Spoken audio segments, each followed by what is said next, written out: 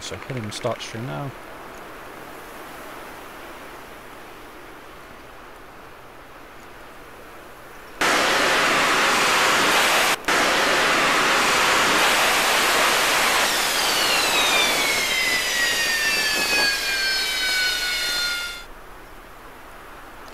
Cool, and we should be up and running.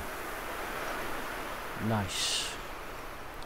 So, hello everybody in YouTube land, back in the hunt, kind of continuing our walkabouts in Medved Taiga.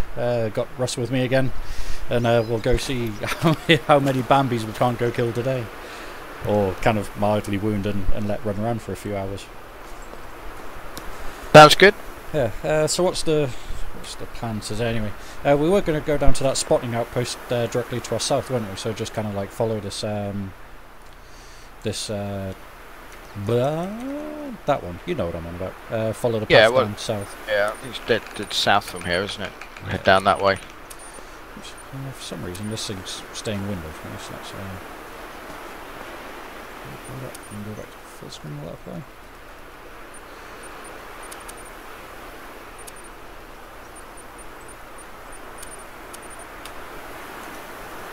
Ah, 2 seconds. The hunter's being a bit funnier with me. Ah, we're back. Cool. Right, okay. South. Which way's south? That way. After you then. You got bullets? Yeah, I've got bullets. Let me just adjusting TeamSpeak. Right, there we go. Let's go. It's a bit blowy today as well, isn't it? Yeah, it is.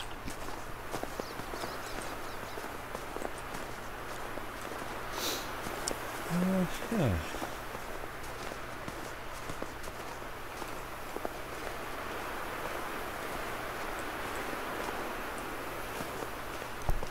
Ah, there we go. That's better.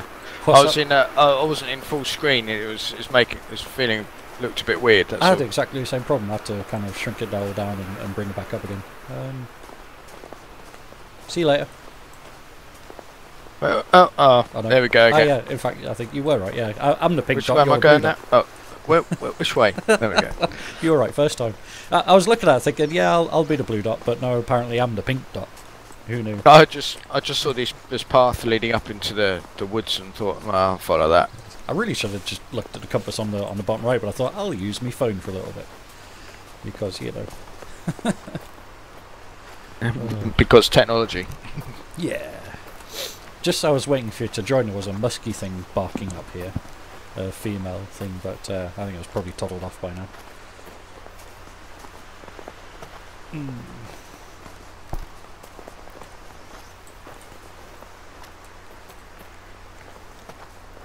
Just trying to think. The last hunt it's all this Tundra, isn't it? Where you've got the tusks. Yeah, that was on that dry lake bed to our west, wasn't it? Or the frozen lake. A lot of hunting pressure up there at the moment. Yeah. What was it that we're killing there last time? It was reindeer, wasn't it? Reindeer, a lot of reindeer, and a couple of bears. Yeah. Kind of hunting them down, murdering everything. The amount of stuff we've killed actually over the last few episodes on this, I'm amazed there's kind of any wildlife left, you know? Yeah, definitely. I think they would have all scattered, wouldn't you? Yeah, or just kind of be extinct. Oh, you mean just hunt? Yeah, I see. Just like hunt everything into extinction. We're committing like reindeer genocide on a game.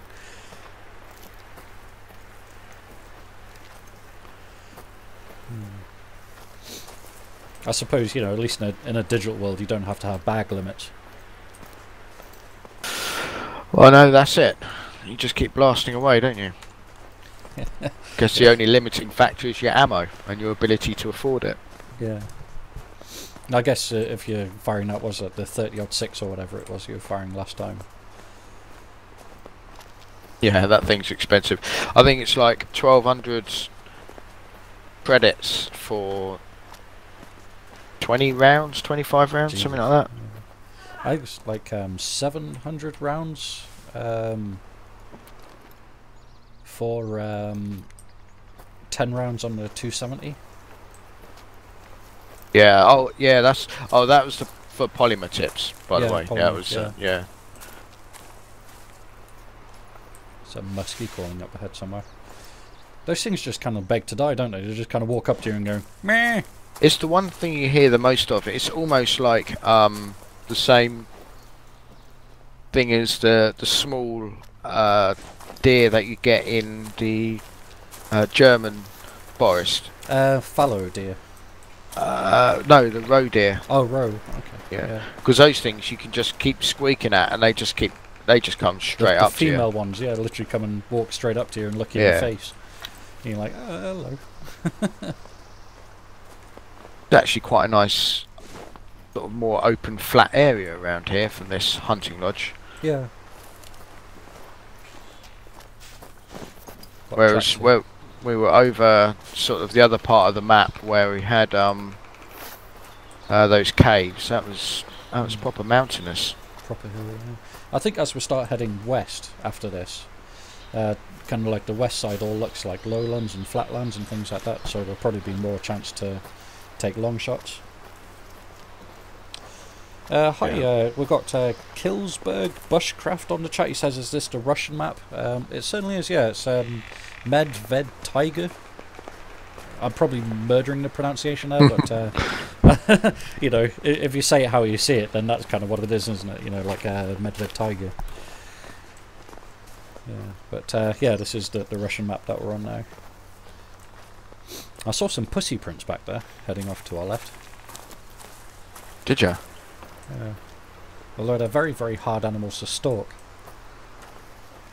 Yeah, that hunting session we had the other day was going after those the three of them. Yeah.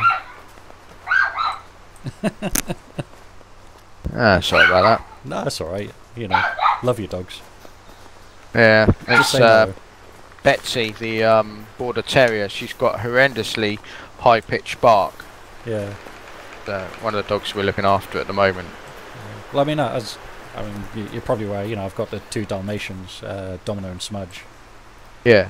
And we've also got like a Jack Russell cross corgi kind of Heinz 57 variety type thing. You know, it's just like really? a proper kind of mongrel thing. Bloody smart dog. I call her Rat Dog. Yeah. You know, and I'm just like, hey, Rat Dog, how you doing? And she like wags her tails and she stands up on her back legs and kind of she hops along and walks on her back legs and, you know, she loves doing tricks for attention and stuff, like, you know. Never trained her to do any of it, you know, nothing like that. She just does it, you know, and it's just like, just something she does, so like stand up and walk along the back legs while kind of like begging with her front legs, sort of things, like, you know. But, what was that? Brown bear, female. Ooh. Warding as well. Love a bear. Yeah, it's the same as Fenton. He'll sit there and stand up on his back legs, like bolt upright, like a little meerkat. Yeah. Just trying to get my attention. She does exactly the same thing, but she loves scrumming your legs as well. She'll like jump up at your, you know, and kind of like. And just sort of scratch up at you. Sort of thing, yeah. You just like, go away, Rat Dog. But she's awesome. She's smart, but maybe a bit too smart. Do you want to give this... I guess that we need to kind of handrail right, maybe. Try and get the wind to our backs. Did you want to give it a squeak with your Predator? Yeah, just give that a little...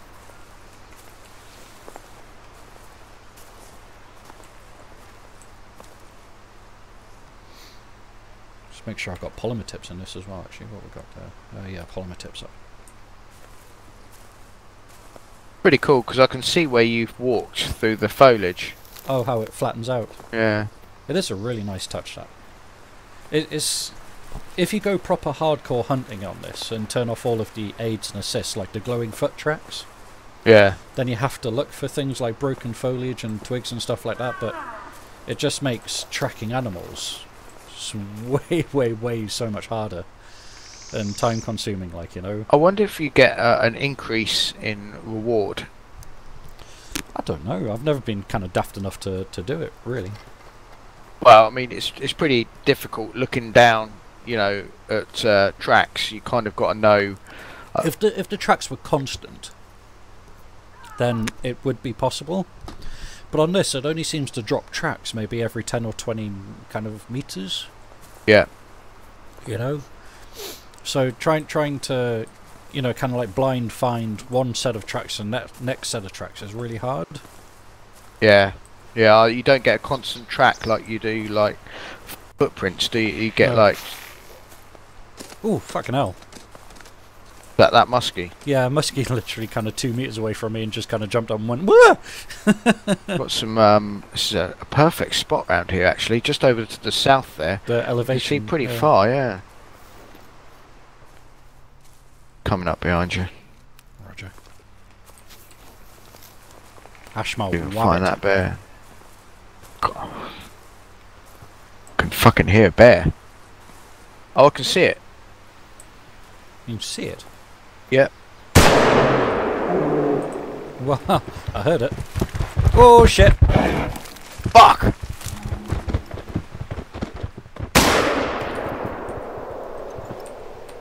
Did it maul you? No, it missed me. I fucking laid down. You laid down and it ran off. Well, remember I'm wearing the bear suit and she's female, okay? So let's say no more. She's on 25 to 50. Yeah, it was a straight shot, man. I've got it She's right dead. between them. She's here. Oh, fucking hell. Oh, good effort. Well, you know, she did try to take you with her, but... Hang on a minute. Come around, go around the other side, right? What, yeah? You can see me. Let me get a picture of that. Hello. Put your gun away and lie down, man. Honestly. What do that? Yeah. It's like you're like a cub. Honestly, man, there's like nought between you. What if I did this? Well, where have you gone? Oh, there. I'm the bush. Like that. That's pretty close. Yeah. It's probably why she got annoyed. You know, she saw you and said, "Hey, you're wearing my sister's skin." You know?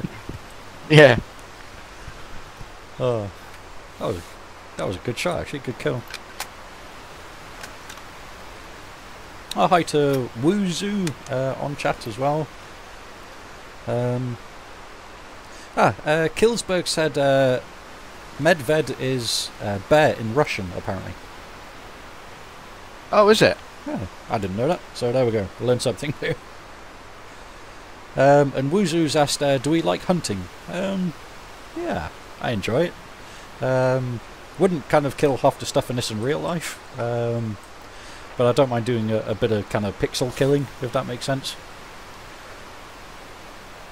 That was not a happy bear, Killsberg said. Yeah, no, it actually scared me a little bit. 'Cause I could hear it, and then it disappeared, and Well, then it went straight past you, and just made a beeline for me. Male reindeer warning call directly ahead. Yeah, I just picked that up. Yeah, it kind of scared the shit out of me. I fumbled my gun.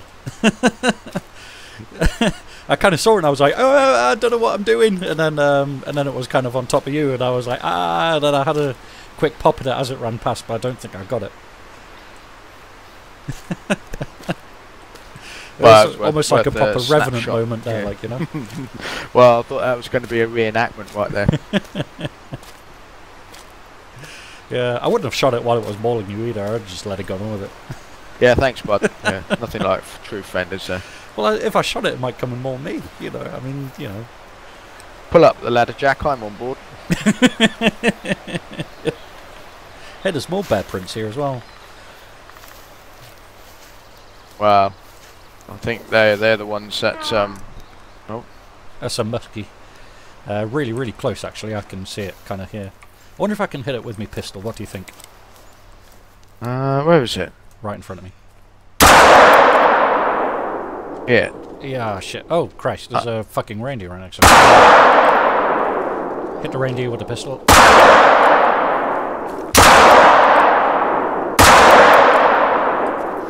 I'm just going to stand behind you. Wow, I hit the reindeer with the pistol, man. There's a massive splat of blood here. Vital hit. I think I hit him about 2 or 3 times. Yeah, you the shut the muskie's thing dead. down. Yeah. Right, I'll claim the muskie and then go and claim that reindeer. Oh, you get hit. That was a bone hit. Aw, hello little muskie. They're almost kind of too cute to kill, aren't they? Wow, man, that pistol made a mess of that. Flesh and left lung.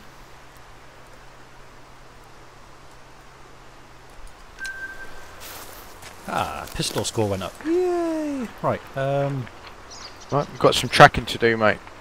God damn it, there's a lot of blood coming out of them, isn't there? Yeah. That'd be my second hit there as well, wouldn't it? The second vital hit. Not sure where the where it went. Did it go up this way? Wait, there's more over here, or is that something I've already scanned? I know there's blood here going out. Oh, okay. Another vital hit. Yeah, I hit him 3 times. That's another bone hit. Good God, mate. Bleed rate 25 to 50. Oh, it's got to be down just here somewhere, isn't it? Yeah. Pretty impressed with the stopping power on that 357 against the reindeer, though. It's here. Found it. Oh, yeah. Yeah, that's insane. I mean, the follow-up shots are pretty quick, pretty good with that pistol. I mean, you can crack them off. Well, I hit him twice. The first shot hit him in the spine. Yeah, kind of back of the spine. And then the second shot was actually a headshot. I shot him in the skull. It kind of almost looks like I shot him through the eye. That was on a sprint as well. Shot him in the eye. So yeah, quick kill bonus 48, integrity 100, consecutive harvest 20. But I guess that you need to build that up, don't you? Yeah, that was here stuff. Here stuff. There's a big open here. I could go over. Yeah, it's set to the east. Sounds like something's stuck. Could be something glitching on the terrain. I hear it too, I think. Not very, it's pretty close. Yeah, there it is. Where?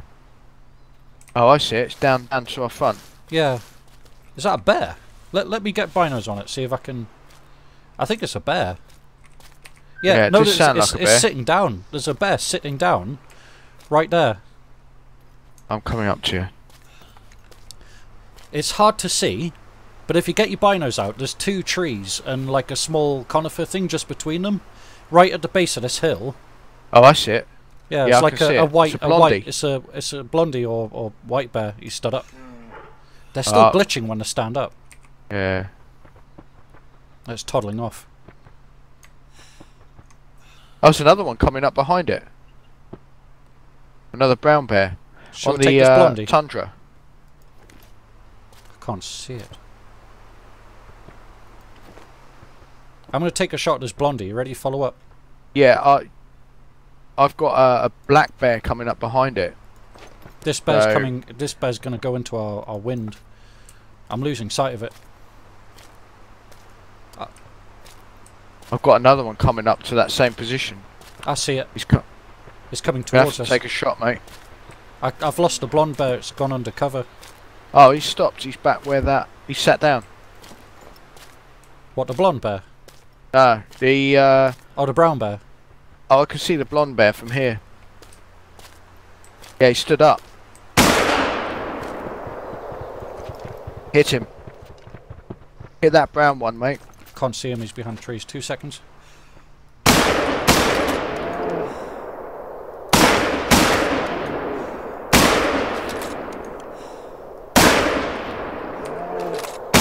Shit, I'm reloading. Yeah, me too. Did the blonde go down, did it? Yeah, no, I had the wrong weapon.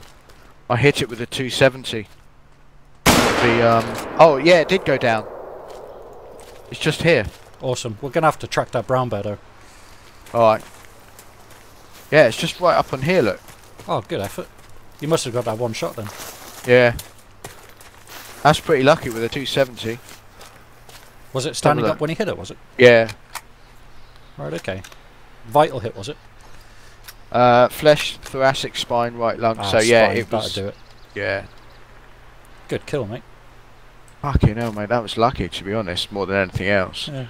Oh, hi, Robin. Oh, Robin Olds has joined the chat. How you doing there, buddy? All right, bud. Yeah, this brown bear went this way. Across the lake. Need to pick up its trail somewhere. Yeah, it's here. I shot it a few times going across the lake. But It's funny that it was sat down there, you know, because there's no sort of... rest zone. Yeah. Ah, there's blood here. Flesh wound. Damn it. I don't think I inflicted much damage to this. No, I'm not sure I did. I know I missed a couple of times.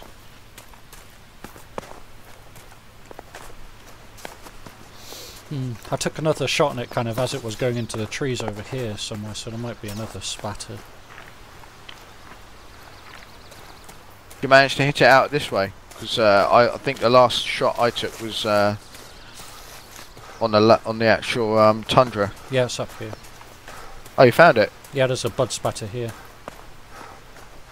Oh, I see it. Oh, I see it's walking. Yeah, it's 50 over to 75%. Oh, man, it's this way. Another one here. Oh, there's a vital one here. Blood trail. Oh, it's just got to be over here somewhere. Oh, did I hit it vitally over here, did I? Yeah. Nice. Another one here. Blood trail, though. Bleed rate low. There's only 25 to 50% of it left in there, though. Yeah, I put several rounds in him as he was going across the lake. Yeah, he's down, mate. It's just here. Cool. Alright, if I claim him? Yeah, of course you can. Let's see where we're going. I think it's yours anyway, mate. Yeah. Let's have a little look and see what it looks like. Yeah, sure. It looks like a cinnamon. Got like a purpley tinge to it. It does a bit actually, doesn't it? Yeah, might be a cinnamon, I'm not sure. I'll claim it, see what's on there. So, let's have a look. Light brown. Oh, light brown, okay. I hit it 5 times. 5? Yeah, 5 Awesome. times. So I shot it 4 times, reload and shot it once. So the first shot just went into the meat, didn't hit anything. Second shot shattered his pelvis. Third shot just skimmed his spine. Didn't hit the spine, but just kind of skimmed along it. Yeah. Fourth shot kind of smacked his ass. Didn't really do much. And then the fifth shot, which was the longest shot, at 130 meters, entered his left lung. So that would be the vital hit that put him down. Yeah. My first shot was 8%, second shot 7, 6, then 70. So that last shot 130 meters did the job, like. Yeah, that was the one, wasn't it? The you was lucky because that was the last shot, wasn't it? Second to last shot. It was, yeah. That's just before he disappeared into the trees. Oh, decent. Let's have a look where we are on the map because we were really close to the Oh, it's literally just dragged us away from it. Cool. In fact, let's put an icon on the map so I can get there. This way. Cool. Yeah, it's easy to get turned around these woods, isn't it? Yeah, definitely. Yeah, Robin's just said, "Christ, that's one strong bear." You're not wrong about that. Is that a muskie? Yeah. Yeah. It's just kind of like begging for death, aren't they? Yeah. Little critters, aren't they? It's like, hey, don't forget about me. Yeah, don't forget to shoot at me, will you? Yeah. I like lead too. Hard or soft, doesn't matter. Although they are fun to kill with the pistol.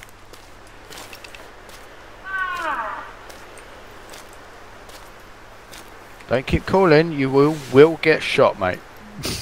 I'm trying to see if I can see him. It's a male as well, so it'll have fangs. Little vampire deer. Freaky deaky deers. There he is, I think. Just see him in the undergrowth to the left of a big tree. Having a little look. I'm looking in the right direction, I just can't see him. Oh, I can see him. A big fir tree. He's down to the bottom left. He's coming towards us. Yeah. Might creep towards him and... what do you think, bow or pistol? Oh. I guess not then. You kill him, Sorry, did you? bud. Yeah, I think so. All right. Oh, there's another. What's that coming across there? Reindeer. Oh, female Easy. reindeer, is it? Yeah, it's a 4. Rating 4. Okay, is that average, is it? I don't know. 1 is easy. 2, I think 4 is a good one. 2's, 3s and 4s are good. Oh, I mean, if you, it's male. Right, okay. yeah, That could be worth a shot. yeah, well, go for it. I've missed it. I've lost it too. Yeah. Let's creep down, see if he goes into the open again.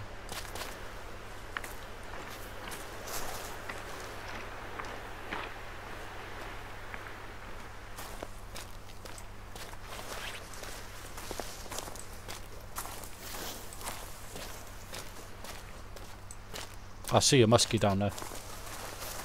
He's definitely down. You know, I've got this thing dialed in at 75 meters. I'm having a lot more success with it, even out to sort of 100, 150. Well, Let's when see we how were on far that it was. range day the other day, we found that 75 and 100 practically had the same zero. Yeah. So I'm keeping mine at 150 just for the long and short of it. Yeah, so that was at 98.75 meters. Mm. And that went through.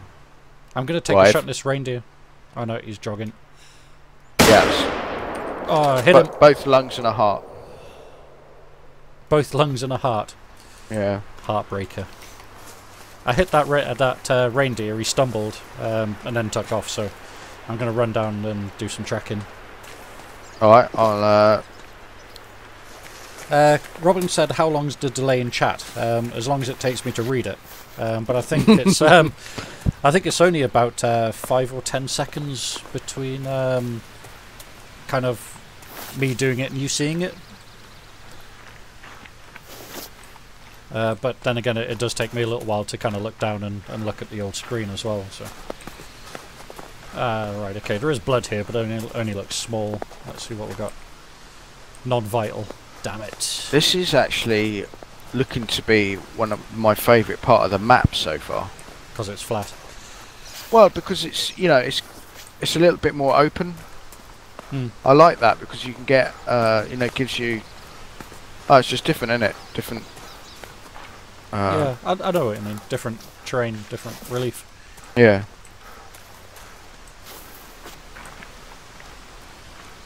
Damn it. Okay, Oh. he is going down. He's down to 50. He's down, I think. Yeah, he's down. He's here. Oh, sweet. It said non-vital hit, but he died pretty quick. That's crazy, isn't it? Right off the bat, we were into doing some serious hunting. Wouldn't you believe it? Rather than kind of walking around for 4 hours and only killing 2 animals. I know. And then right at the end of the night, you get to a lake and you just like... Like Audie Murphy on him. Yeah. Yeah, Audie Murphy, yeah. I shot him in the stomach. How could it class a stomach hit as non-vital? I mean, surely like your stomach emptying its acids and internals around your insides is going to kill you pretty quick, isn't it? Yeah. 140 metres. Flesh and stomach. Yeah, Bad. He couldn't stomach that hit. Yeah. Oh, crikey, this is pretty nice, isn't it? Yeah, it is open.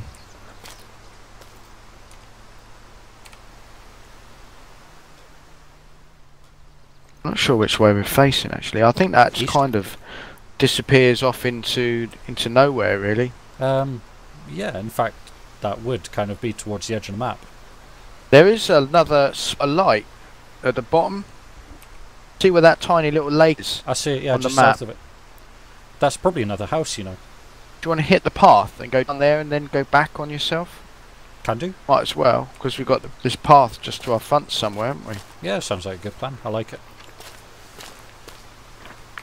There's something right in the middle of the lake there. Is that just a rock? Oh, it's a tuft of grass. Yeah.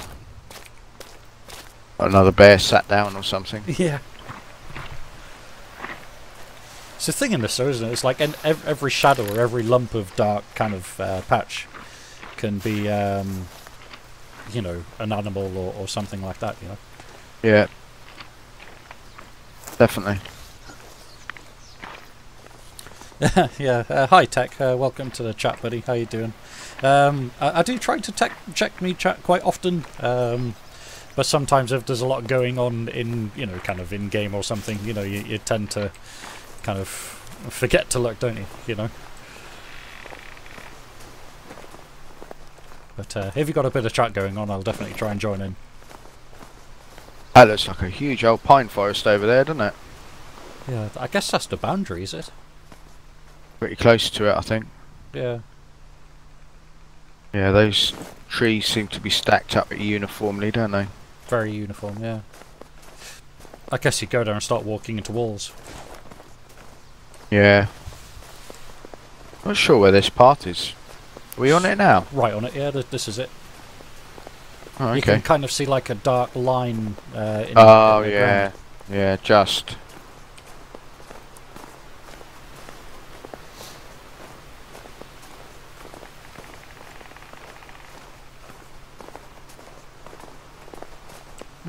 Would be nice trying to climb those mountains over there, though, wouldn't it? Just thinking that.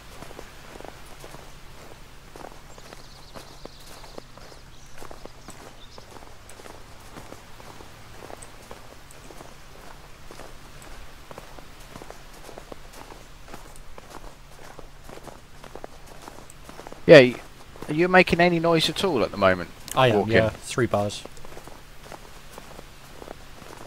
Strange. Are you carrying a... You're not carrying a backpack or anything, are you? No. Just me gimp suit. Why is that making noise and mine isn't then? Unless because you're wearing like a bear outfit as, you know, kind of part of the outfit. I mean, I can hear you walking. You know, you're crunching. It's actually showed up now. It wasn't... Like, I guess it's the...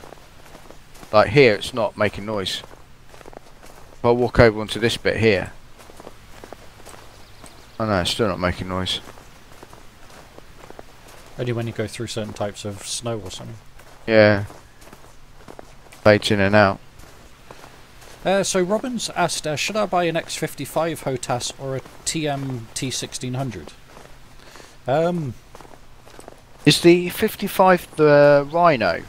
I think is that the one that's static, or is that the 65? I don't know. Because I think one of them's got There was one of them that was static. It doesn't move, yeah, is it? It's just pressure sensitive. Yeah, that's it. It uses like a load cell, doesn't it?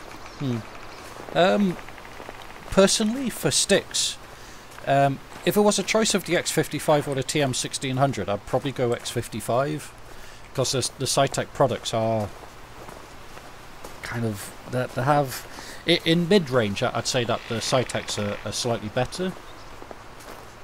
But if you start, you know, if you're willing to spend a bit more extra, then, you know, just go straight for the Warthog. You know, but again, that all depends on how much you've got to spend, how much you want to spend, you know, and how much, you know, yeah. I think one of the things you want to look for is you can never have too many hat switches. Yeah. The more hat switches you can get, you know, the little switches, but that you can rest your thumb on and move in multiple directions. Kind of like 8-way. Yeah. Yeah, eight-way buttons. The more of those that you can get on the stick, the better, really. So that would be one of my considerations if I was looking at, you know, a new joystick. I'd looking at how many, because, you know, there are a lot of, if you're flying DCS, you'll find a lot of aircraft will use multiple directions for different functions on a hat switch. The A10 is a classic for that.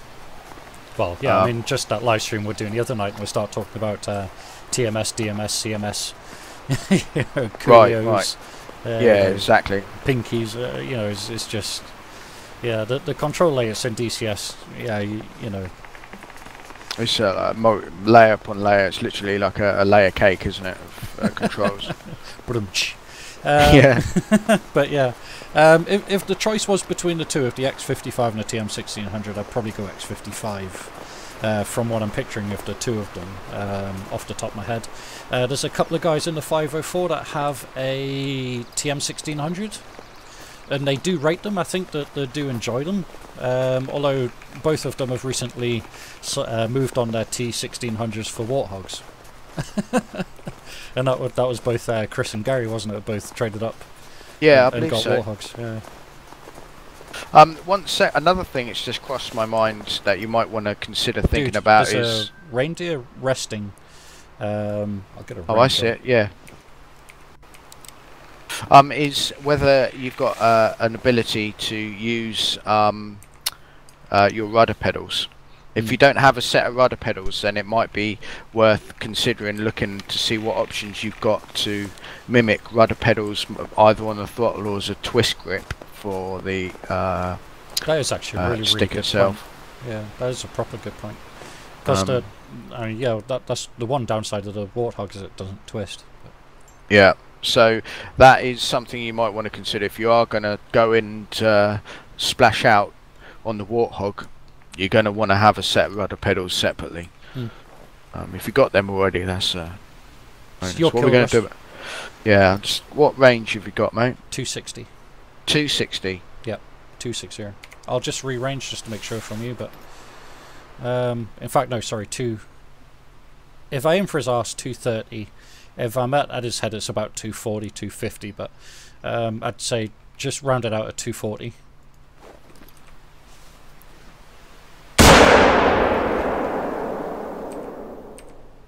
Did he just get up and go, what was that? I hit him. Whoa, that hit him. I ran out of breath just as I fired that airballed. He's still running? Yeah. He's running into the map boundary. Yeah. Okay. Guess we'll... hi, Piet. Piet's on chat. He's just said, I've had them both. Had the T1600 is great for a first joystick. Bought the X55 just because it was a HOTAS and it has lots of buttons. Robin said the X55 has a lot of buttons, hats and switches, plus it's dual throttle. And the dual throttle will help if you want the A10. I guess it maybe help if you want to go Harrier as well, because you can use one throttle as kind of nozzle position, and then the other as power maybe.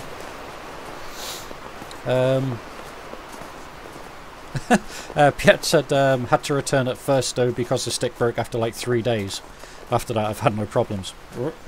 And they are saying that the X65 is the static, the 55 moves, which I thought was right. Yeah. Yeah. So the 65 is what they call the Rhino, isn't it? Yeah. Which is like their higher end stuff. Yeah.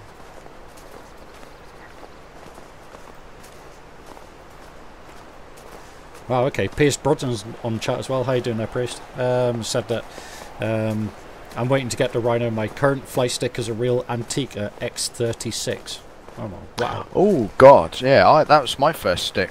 Yeah. Do you know what my first stick was? What's that? I think it was Cytec Cyborg Evo. Ah, what with the little grey sort of torpedo bit on the side for the throttle? Yeah.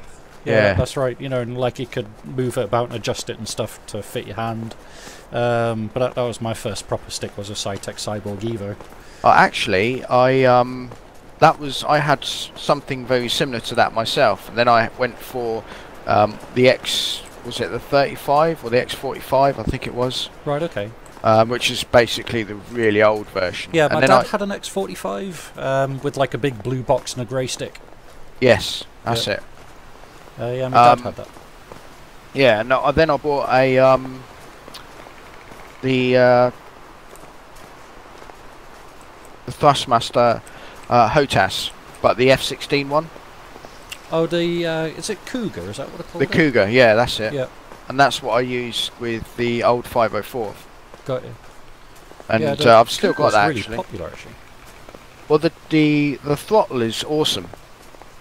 Okay. Wasn't it an F16 replica? Yeah, so it's actually exactly the same grip as the Warthog. Right. Okay. The only thing is, I just wish that I could use, because it's not USB. It's got a connector that connects into the joystick. and then the like joystick DVI loops out. Yeah, yeah, it's very similar to that DVI connector. It's a big, wide sort of analog connection. Like is it 8-pin or something like that? Yeah, yeah. something ridiculous. And then you've got a USB from the joystick actually into the PC itself, so you can't use the throttles separate to the joystick. Yeah. That's the same as the X52, because you've got a cable that goes from the stick to the throttle, and then you plug the throttle into the PC. Yeah. But that's on like a round 6-pin adapter. Oh, it's up here, it's dead. It's a bit of a shame really, because the joystick's really nice. You've got a detent for idle and also for afterburner. You want to claim and rush? You definitely did the most damage with that elephant gun of yours. Yeah, have a look. Actually, you did the most. Really? Yep. That's Flesh, surprising. right humerus, right lung, and I got flesh and jaw. You blew its head off. Well, I did actually. It went between its jawbone at the back and then out of its nose. So, in all intents and purposes, that thing shouldn't have been running. That's what finished it off. Yeah. Yeah, it would have absolutely removed its face. So, just getting back to the chat here, quick. Right, okay. Roxmates. Oh, hi, Roxmate. How you doing, buddy? Said, had the X55 for 2 years. The only thing that doesn't work properly is the nipple. It's funny, my second joystick was the X52. The X52 Pro, sorry. I got that kind of after just a couple of months of playing Lock-On. I was like, I need something better, so I got that. And it's been pretty solid, but... there's a rotator on the clutch button, and guys that had the X52 will know which one I'm on about. But that's kind of stopped working just after kind of a couple of months.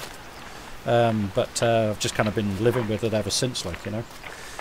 Pierce Brosman, Pierce Brosman, it says, Smudge, how is the Warthog like for helicopters? Russ would be able to answer this one. I would think it would be too much on the stiff side. Well, it's like anything else, really. You get used to it. Yeah, I love it. And yeah, I do personally. And I think over time the stick kind of beds in, so it doesn't lose any of its tension, but loses just a little bit. And with the fact that if you're using it a lot, then Russ, reindeer, close, moving across the open between two trees directly west. There's a whole herd of them. Yeah, I've just seen them. Yeah, sorry, Russ. But yeah. Yeah, so a short answer, yeah, it's ideal. Because you want something stiffer, because around the centre of the stick, you want to be able to control it more. I think if it's actually more loose, it's actually harder to control the helos. I mean, my input to that would be, the Warthog's fantastic for it because you can place the stick exactly where you want it. Yeah. There's just like you said there, there's no dead zone, there's no floppy bit. So that's a male right at the front, just gone behind that bush.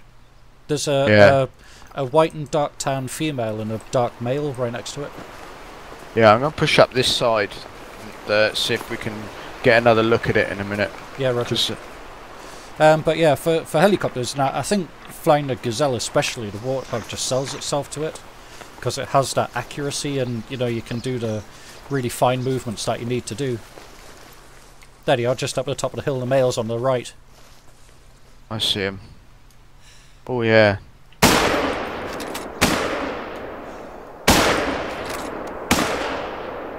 Yeah, I missed the second one, but I hit him with the first one. Yeah, same. I think airballed it slightly on the set.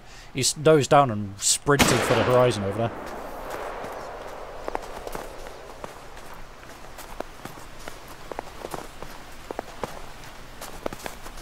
Yeah, the one thing with the Warthog is you'll probably find that you won't be using custom curves as much if you're flying helicopters in DCS and possibly the World War II stuff, although I don't have great experience. No, personally I don't. I did for the Huey when I first started flying that with the Warthog, but I actually found that to be you know, that was after sort of reading through forums and stuff, and people saying, "Hey, do this and that, and the other," and it kind of works a little bit, but you kind of get. I just found it with a curve, it almost becomes unpredictable. Yes, it does, because when you get to the extreme travel of the stick, left and right, is where it becomes the most sensitive, and you don't really want that, because that will just just cause a whole new set of problems for you. Yeah, But, Rockmate's just kind of said a decent point there. He says, "Does anyone know why they don't make force feedback sticks anymore?" yeah, I remember well, my dad had a Sidewinder 2. Sidewinder, yeah. And I used to play a Microsoft Combat Flight Sim with that, and it was awesome. But yeah, I don't know. I guess back when they first had my only answer to that, or my own theory behind it, is why they don't do it now, is probably because it's too expensive, and it's a bit of a niche market for joysticks of, you know, those sort of high-end sticks. And with regards to the older stuff, you could probably get away with having you know, a slightly weaker, cheaper motor in it to create the same sort of effect.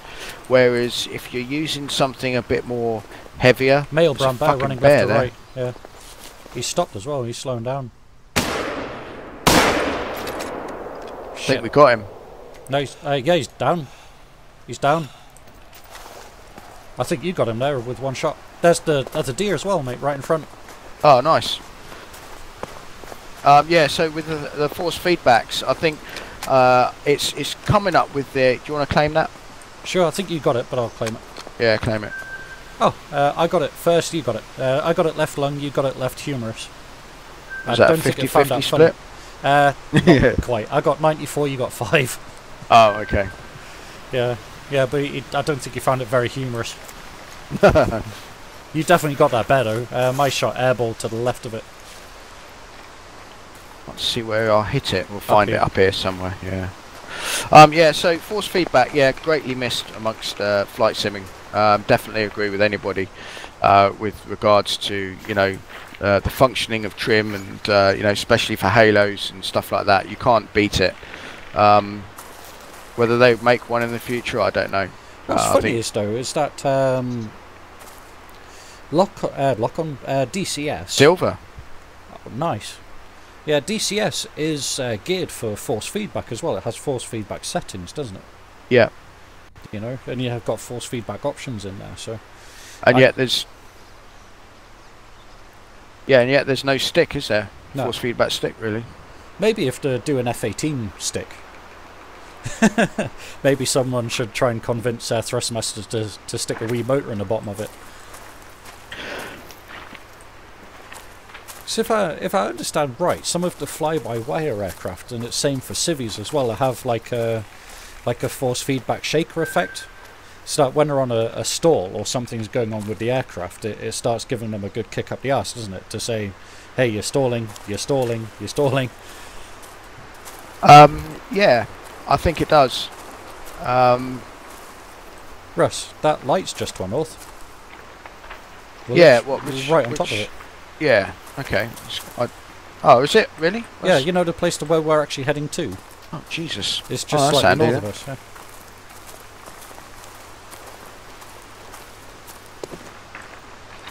Yeah. But yeah, I think, you know, something like that, like a shaker or something on a stick, would be a pretty fair idea. Yeah, definitely. I think it'd be very difficult actually to produce a force feedback today without using, you know, some sort of fairly strong motor, because really you don't want any spring at all in a force feedback stick. You want nothing, and then when you turn it on, it self-centers, and then everything that holds it in the middle of the dead center of the stick is then by force. So any time you move it, although it would feel like a spring, it's actually resisting against, you know, a motor. Yeah. So you kind of get the whole full trim effect. So by pushing your trim forwards, your stick's going to slightly move forwards or backwards. Well, I suppose it'd have to, wouldn't it, to go with yeah. it, so. Yeah. I guess it was fine for like the World War II stuff. You know, like the Signwinder 2. Yeah. But you're right. But I think for modern day DCS stuff, it'd be a bit of a pay. I guess we do have a house here. Yeah, surprise, surprise. Oh, what do you look at that?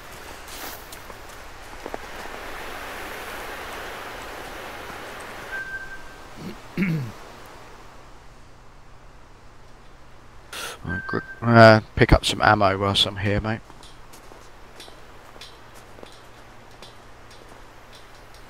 So Vincent Smith has just come on saying the majority of people who fly don't own sticks, and the ones who do own setups below $200, for the hardcore fans, which is less than 1%, who spend $500 on a Thrustmaster Warthog. You know, I mean, like Yeah. I said before, really, it all depends on, you know, kind of what you've got to spend, what you're willing to spend, and, you know, what you can kind of get away with. But, yeah, I guess it also depends on how much you want to kind of fly as well, you know. Yeah, I think you know, as you get into it and your hobby expands, then I guess, you know, you're willing to spend a little bit more to increase your enjoyment of it. You know, and it goes without saying, really. I guess the more time you spend with it, you know, if it's a flash in the pan sort of thing, you know, where you buy it, you fly it, you know, have some fun flying around with it for a bit, and then you just kind of lose interest, then you haven't lost as much if you know, decided it's not your sort of thing. You know, I mean, I don't think anybody would go and just jump in and buy a Warthog unless they've actually just got loads of money before first trying, you know, a flight sim out to see if they, you know, that was a genre that they would enjoy. But so I guess that's, you know, in essence, you know, when he says, you know, the 1% sort of thing, yeah, you know, I'd agree with that in certain respects, although I'd probably think that the percentage is probably a little higher than that. But I think so too. I mean, you know, I know a fair few people, you know, that in the DCS. Well, there's 4 of us out of 8 founders of the 504 that got them, haven't we? Yeah. 4 out of 6 of us. Well, it might actually be more than that, is it? Because Dougie had one. I don't think he has one anymore. He sold it when he was going through his troubles. Yeah. Chris has got one now. Gary's got one now. I've got one. You've got one. I think Anzac is using something else, isn't it? You might have a Cytec. Yeah. Sure what he's got. There was something calling me over this way. I think it's a male reindeer. Yeah, I did see like the sort of flickering thing show up, but I didn't. But yeah, I mean, really, just, you know, when you're doing it, just you know, think about how much you can spend, you know, and how much you're willing to spend before you invest in something, or, you know, at least how much you're going to be actually flying the sim, you know. Yeah, I definitely agree with that.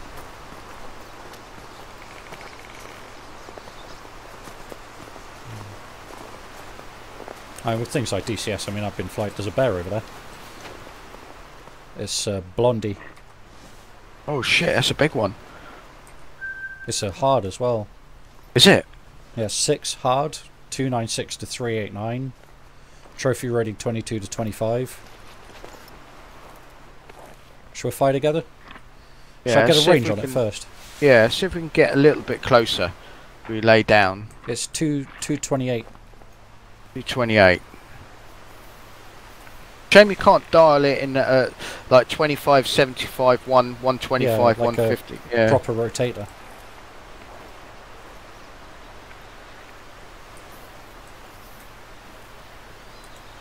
It's funny, you're crawling and I'm like, I'm just going to walk. But then again, I'm a bush, I can get away with it. Well, I just want to make sure that when I'm laying down, I've got a good line of sight with it. Yeah. It'll do, I think, for me. What's the range on it now, mate? Let's take it from here, let's have a look. I have 184. Oh, crikey, there's another one just to the right of him. Another brown bear. And there must be an eating zone or a drinking zone, because there's a couple of mule there as well. Muskies even. So there's 2 bears, a muskie. There's the Eurasian lynx off to the right as well. Oh, I see. He's miles away, the lynx. Yeah. Hopefully that lynx doesn't scare. What are we going to do? Take this bear? Yeah. Yeah, we'll take the left-hand bear. He's at 184. The right-hand bear's at 189. I can't see the other bear. He's behind a tree. If you crawl up to here, you can see him just behind a tree. But what I might do is might get on top of that rock. I might just crawl forward to this grass and go to ground. Gonna sit on top of this rock, mate, I think. Oh, crikey, there's a frickin' male reindeer here as well. Yeah. That's an easy one. Yeah, we'll let him go. Shall we do the hard bear? Yeah, we'll go for the bear. Alright, this guy just needs to get out of the way because he's kind of standing. Shall I try and call him and see if I can get him to stand up, and then we can... That sounds like a fair idea, but at 289 we might be outside the calling radius. Alright, keep him covered. I'll give him a go anyway. Oh shit, wrong one. Oh, is that the predator jackrabbit? Yeah.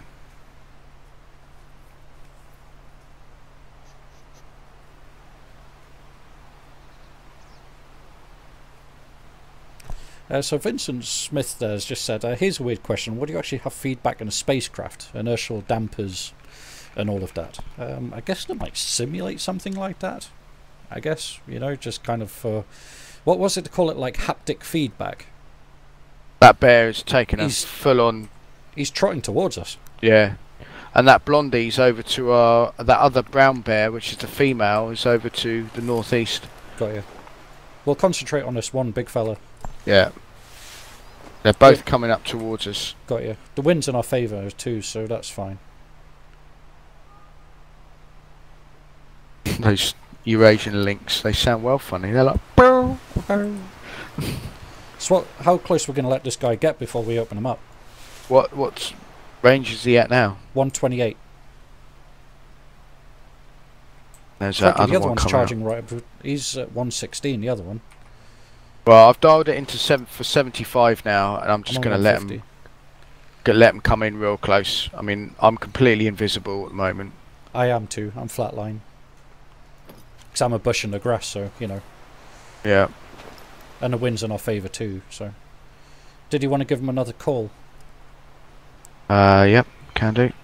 That other bear is getting pretty close. Can't. I've lost visual on it. Yeah, they've gone down in that fillet to our front. Yep, roger. I can hear them. Oh yeah, I can see him. He's just coming back up now. Got you. Shall we do one and the other, or do you want to both share the same burst? We'll put it down, or... I think it's probably better to, well, if we shoot this one and the other get one's it not to go got down. too far. Yeah. Oh, this is the very easy one. The other one's behind it. Right, okay. Shit. Well, let this one come, and then we'll take on the other one. The thing is, if we can get them close enough, we can follow it up with another shot fairly quickly with a fair degree of accuracy. Roger. That other one's going round to the right a little bit. Can you see him? Just the top of it. Yeah. I don't know where the other bear is. I'm going to zero in for 75 now. They're pretty close. Yeah. I can't see the other one at all. No. We're going to have to take this one, I think, mate. Well, it'd be better to get the harder ones. More points, isn't it? Could do, yeah. Okay. Although, I suppose if we shoot that one, then the other one's going to start and run into the gun sights, hopefully, isn't it? So it's up to you. We'll take this one now, or wait for a little bit and see if this other fella shows Well, up. let's just see how it plays out, mate. I don't want them getting much closer, because if they spook, then They're both gone. we'll lose the opportunity, yeah. The last thing we want is that other one coming up through these bushes and appearing right on top of us as well. Well, I've got a good line of sight from where I am up here. Yeah, I'm down the ditch here. Shall we take this right one? Oh, no, it's just coming up, mate. Oh, cool.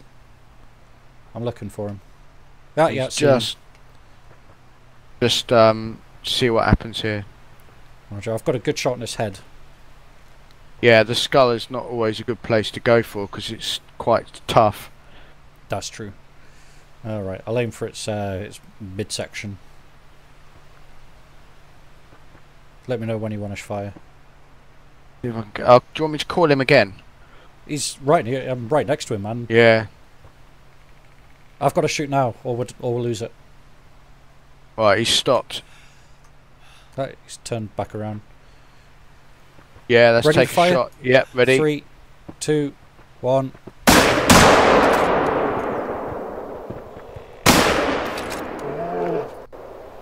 He's like, stop it! He's like, fuck off!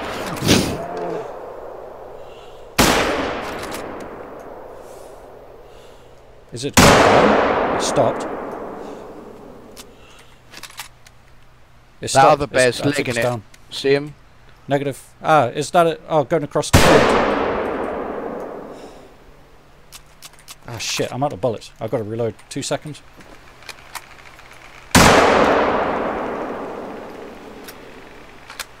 Are you missing it, or is it just not paying No, I'm attention? hitting it.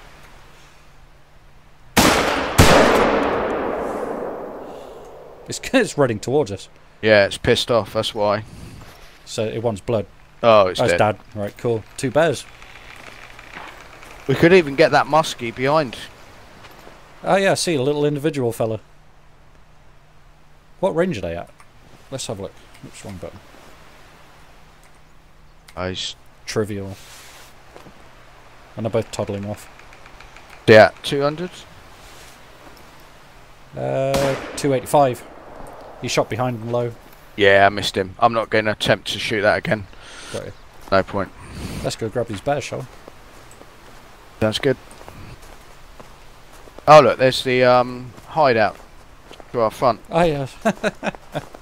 That's handy. Make sure that bear's down.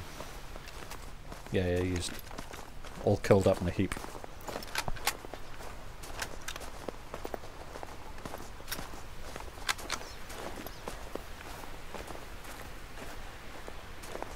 Own hit. Yeah, Robin said that bear is like, fuck off. Yeah. Stop shooting at me. Yeah, no, Bit of Vincent mist Smith bowling said, in. yeah, two bears, 30 bullets win. Yeah. Oh, so it is, yes. Crikey, that's awesome, isn't it?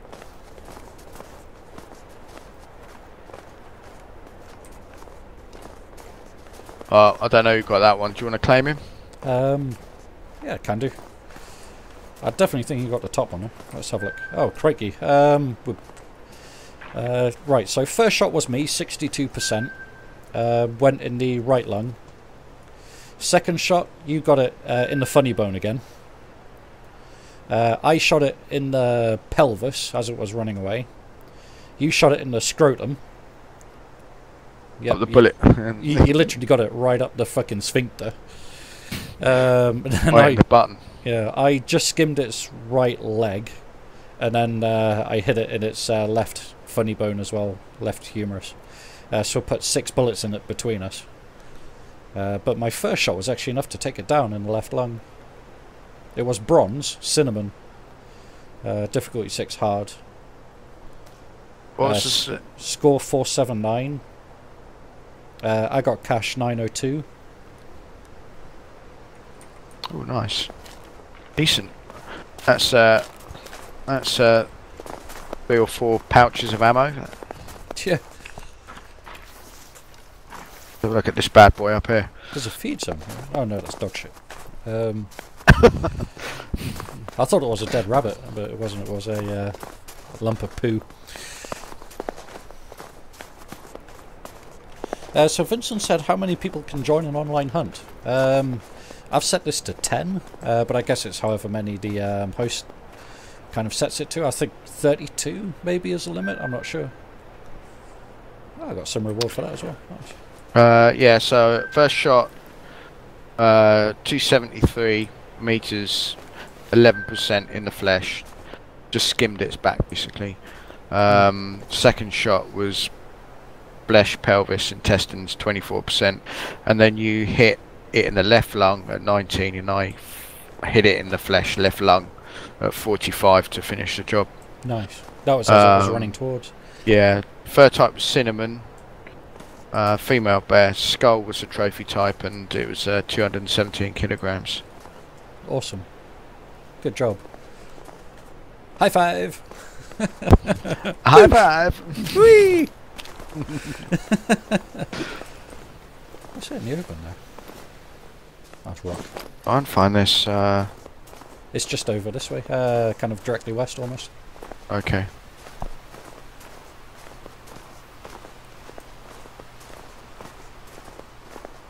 Alright, Robin, you take care, buddy, we'll see you later. Yeah, mate. Just kind of having a look behind us, seeing if there's anything kind of following up.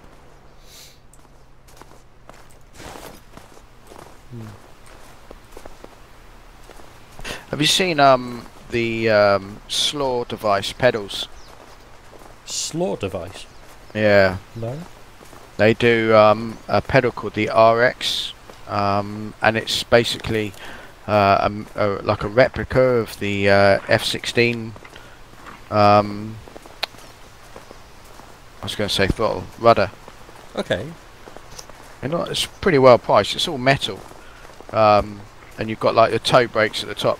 The only downside is that it's like you probably have to mount it on a piece of MDF, because there is actually nowhere for your feet. Your feet would scrape the carpet because they're like posts that stick out. Got you. Okay, so there's no like base no, plate, foot rests or anything on it. Yeah. Yeah, it looked really nice. But I think those MFG crosswinds are supposed to be the ones, aren't they? I mean, I'm really happy with my CH Pros. Yeah. I just kind of use them with my toes. Yeah. You know? I don't kind of have my whole foot in them. I just kind of like wiggle them with my toes. It gives me enough kind of input to do whatever I need to do. I just use those Thrustmaster What the hell? TFRP ones. Right. Okay. They're basically the same as what you've got. Yeah. I just got run into by a ferret thing that started pushing me backwards. Did it? Yeah. I wouldn't have that. No. Folly killing it, but I was like, wouldn't waste the ammo. Get your rifle butt out.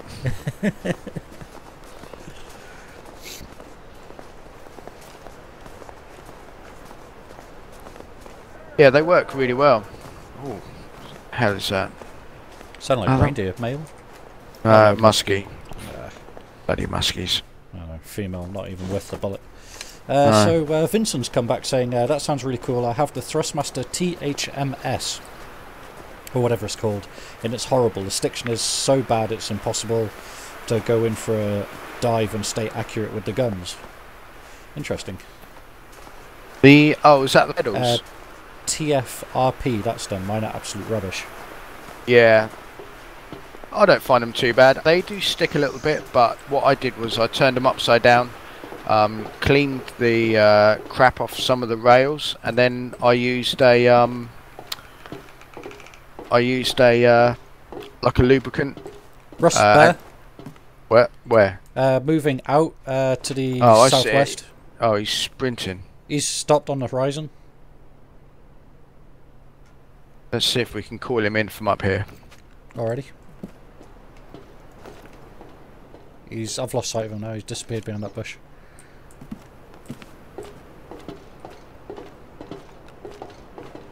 But yeah.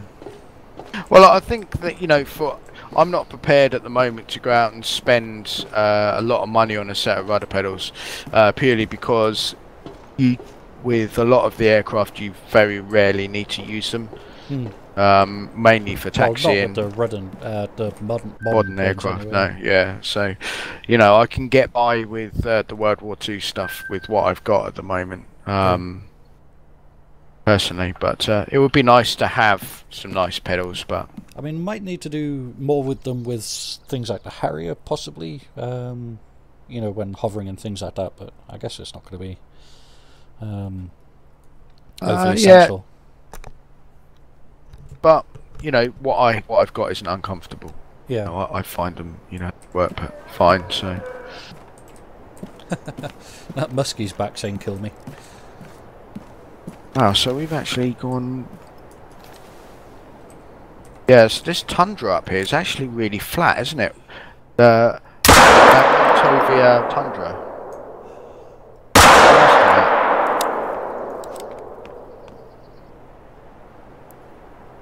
I'll put that muskie out of its misery. You see the rock, or the line of rocks just down there? Yeah. Right hand side of that, there's a tree kind of sticking out on its own. It's just past that. Oh, I see. Well, I can't see it. I can see the tree Yeah. you're talking about. Look right. So this right hand edge of this cluster of rocks. Oh, I see it. Yeah.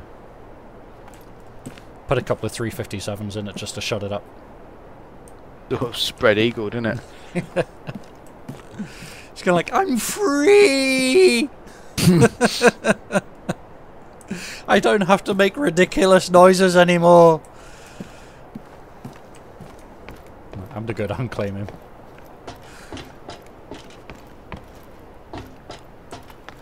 Yeah, pistols are really effective against those things. Maybe that's what they're for, just getting your pistol rating up. Yeah, possibly.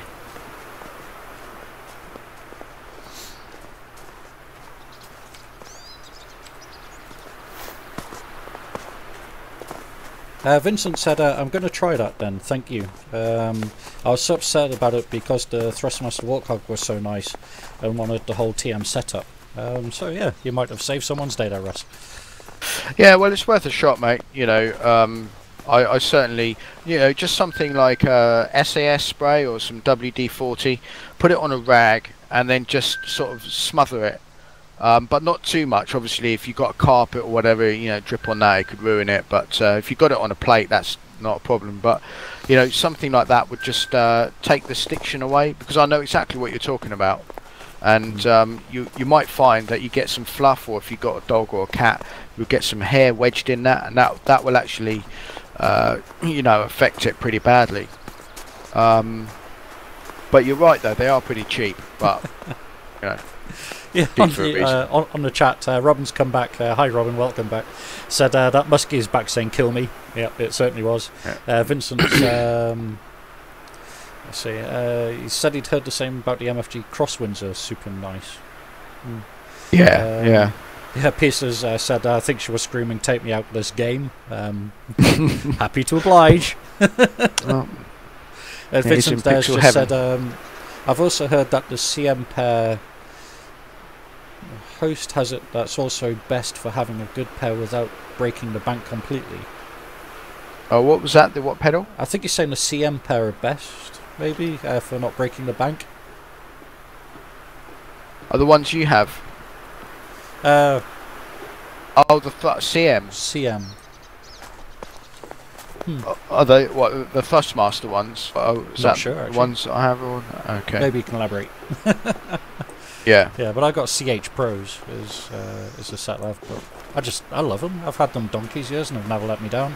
They grind a little bit, you know. Yeah, they don't stick. They're smooth nicely, but they just sound a bit clunky. But yeah, they work. They're fine. And Vincent's come back saying, "Yep, dog hair. It's awful." Yeah, there you go. So give it a go, mate. Clean it out. Get the dog hair out. Yeah. Right, where we're heading now then? We've got these two spot things that we're heading towards, kind of heading this way. Kind of thinking that's why I was going to go down there and perhaps have a look and see what these are. Yeah, and grab those two and then head up to the house, maybe at the northwest. Then I guess we can handrail that mountain and grab the other three and then head west into the flatlands. Oh yeah, which is where we first started. It is actually. A long time ago. A long time ago. Although we haven't really explored any of that, have we? Oh no, because we started near the north, upper end of it. Yeah. We started in the Zablo Cheyenne lands, and then we kind of followed the path out up to the Zervalova hill, and then we've kind of been exploring most of the east. So we've still got about, I'd say, kind of maybe half of the map still to explore. And we've still not grabbed all of the interest points, what we've actually walked past. So, yeah, we've still got a fair bit to do. I think over to our northwest is that skull. See the flat oh yeah, the one that we went inside and found that interest point. that huge cave. Yeah, Yeah, I think there it that's is. what that is. It's the Kolichiyak pronunciation thing. Yep. That bear was this way as well, wasn't it? That bear that ran away. Hi, hang Oliver. Thanks for joining the chat. Yeah, it said CH Pros. That's them. Can't remember all the names. Yeah, CH. Yeah, Radio Mail calling front. Do that. Get up to you. Wind's to our back now though, which isn't great.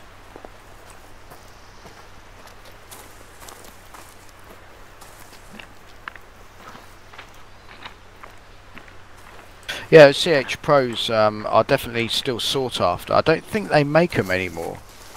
I don't think I've seen them for sale anywhere. Yeah, because when I was looking for a set of pedals, those are the ones that I was looking at. That's pretty pissed off. Sun's pretty damn close as well. He is really close. I can see him. Yeah, but the CH Pros came recommended to me by a friend of mine, Bruber, of Old 504 Irk. He had them and he said they're great pedals, and you know, I was in the military at the time and had more money and sense, you know, and was able to afford all that sort of stuff back then, so I got the CH Pros. Coming straight towards us, bud. Lost visual. Can you got eyes on him? Now, yeah, got him, yeah. Get those out. Do you want me to call him over a bit? Get the antler rattler. He's actually coming towards. He's just fine at the moment. I think not going to have any problem shooting him. Give him a cheeky little rattle. Yeah. He's I've lost sight of him. So yeah, I've still got him. He's shaking his head a bit. Oh, I've got polymer tips on. I'm going to shoot him straight down the middle. Right.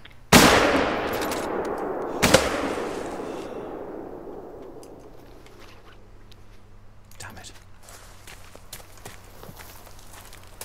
He's down. He's down, is he? Yeah. Pretty sure he went down. You hit him, and I don't know whether he died shortly after that. I followed it up with a shot, but I don't know if I saw him I sprinting actually off did to it. the left this way. Oh, did he sprint? Yeah, he's sprinting. I've got his blood here. Oh shit! I thought he went down. 25 to 50. He's losing a lot of blood. That's here. It's dead. It's down. Oh, he's a lot closer than I thought he was. I thought he was further down. And right by our interest point as well, which is nice. Fantastic. He didn't get far. Right, okay. Oh yeah, I hit him. Flesh, left scapula, left lung. So it did go straight into his left side and hit his left lung. Silver, 195, cash 1050. Ooh. Not bad. What's the trophy for it? Antlers, easy. Yeah. XP 195, score 682. Nice. No, I didn't get a hit on him. No, missed. Oh, okay, yeah. That's cool. Good effort on the follow-up. Oh, it's difficult to tell sometimes. There's pussy. Oh, there's another bear. Bear. Yeah. Okay. Damn it. I was stood on pussy tracks, so it was only giving me the pussy tracks. Yeah, it's that Eurasian lynx. I heard it sort of You hear that? making its funny call. What? I just heard something very heavy. Yeah, it's that bear then. They sort of go ka-thump, ka-thump, ka-thump. Well, that's what I got. And there's a lot of bush around here, so I can't see very far. Oh, right, okay, it's just a spotting tower. Sort of opens up here a little bit.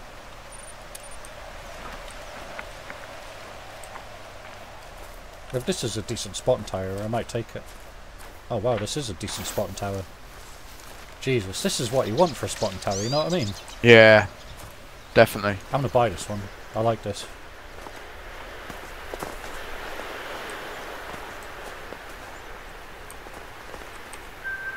Ooh, it's a tall one too. I might come back to this later on.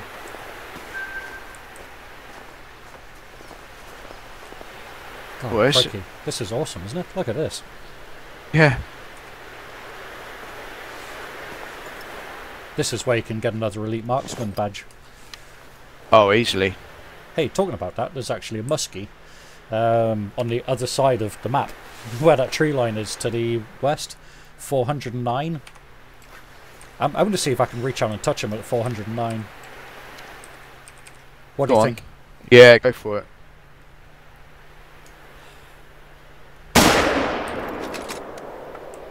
Damn it.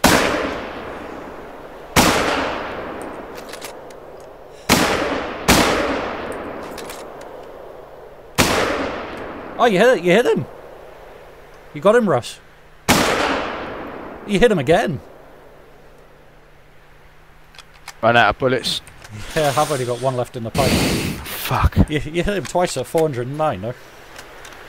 I just couldn't get my zero in. We might have to go and find him in a bit then. Yeah, we'll probably have to. Otherwise we'll lose our consecutive. We got to head that way anyway, so if we skew over to the left. There's no pressure yet, though. No pressure has appeared. Ah, didn't spot him. Otherwise, if you spot him, he shows up on the map. Ah, right, got you. So Robin's on chat said, I remember when I played the DCS Me 8 with the keyboard. The heli was swaying like a donkey's dick in the wind, and it was trying to recover VRS. Jesus. Fair play for having to go on a keyboard, mate. Yeah, brave man. Yeah. Rocksmate said, I bought the Cytec rudder pedals, used them once and never again, mainly because my chair just rolled back when I used them. Need to find a solution to it. Well, if you've got, I'll tell you a good thing for that is if you've got casters, then buy yourself some little shallow candle holders, or get some ashtrays, little glass round ashtrays. Put a bit of Velcro on the bottom of them, and then stick them underneath the casters, and then they'll stay solid. They won't go anywhere. Ah, interesting little tip. Yeah. Or any little cup. You know, just won't cost you much at all. So I mean, my chair's on casters, but I'm such a fat, heavy bastard that my chair's got no chance of moving. Well, I've got casters, but I use a little plastic. I use one of those office mats that protect the mat, the carpet, because otherwise it will rucks the carpet up and just. Yeah, I understand. Yeah. You know, kill it basically. So I use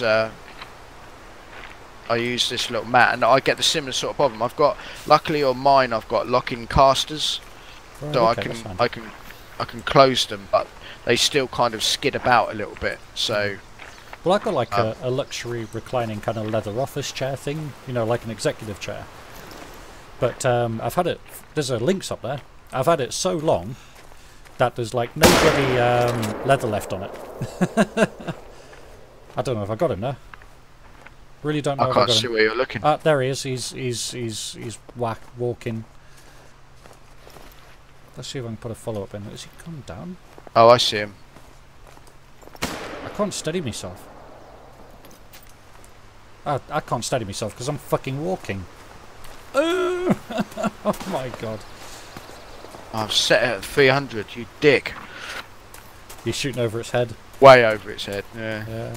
I don't know if I got it with the first shot. I'll go up and see. And then if not, we'll press on, find that muskie. Well, that hunting pressure showed up on the map. Oh, it's down. There's hunting pressure where you are, so. Oh yeah, cool. We'll go see what happened there. Yeah. Yeah, Rocksmate said thanks, he'll give it a go. Cool. So Tom Tremaine has said, can someone tell me what this stream is exactly? Is it people playing a hunting game? Yeah, we're playing the Hunter Call of the Wild while talking about all things DCS, just to mix it up a bit. But yeah, we're kind of find this game relaxing. Would you say, Russ? Yeah, it's different.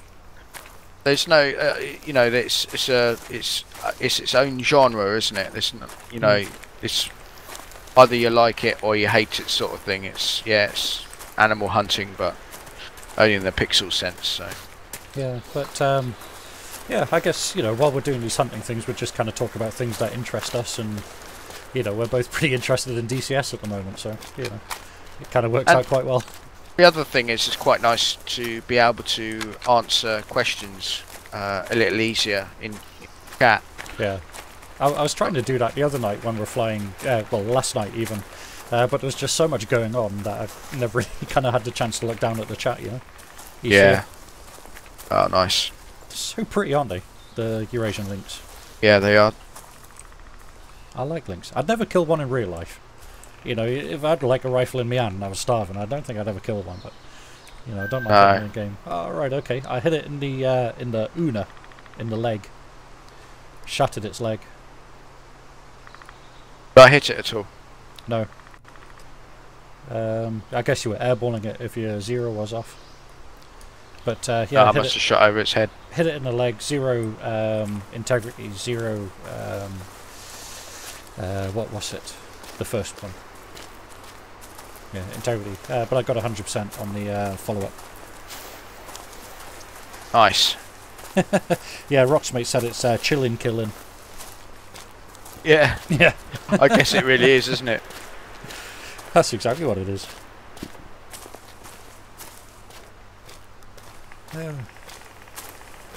It is. It's nice, isn't it? Just kind of like a back seat, just, you know, chilling with friends, kind of you know, talking and occasionally it's killing stuff. Yeah.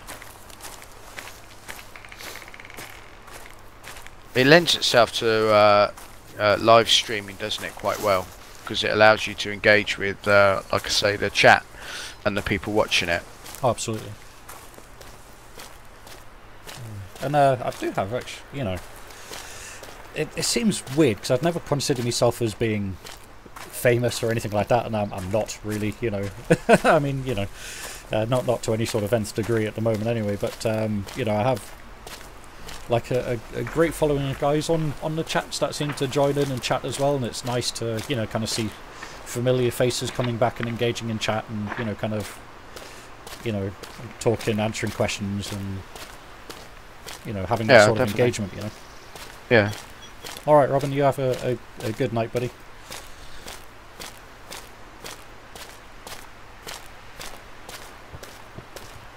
I hear something running. You hear that? Yeah, I can hear it. Just a sec, Smudge. Just one sec, mate.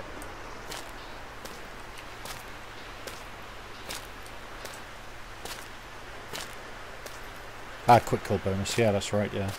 Couldn't think what it was off the top of my head. Just sounded like a slight blonde moment.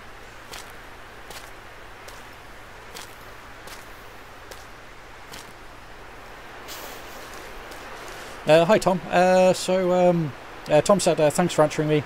New to gaming and live streams. Well, welcome, and thanks for joining in. Sadly, can't afford to do either. Well, I think we all know what that feels like, but can vicariously through you guys. That's really nice of you to say. Makes sense. What's DCS, by the way? DCS is Digital Combat Simulator. It's a kind of study level combat flight sim. If you go to www.digitalcombatsimulator.com, there's a website there that you can, you know, kind of look in all about it if you're into air combat or anything, you know, kind of in that sort of vein or aspect. You know, then you can kind of look into that there.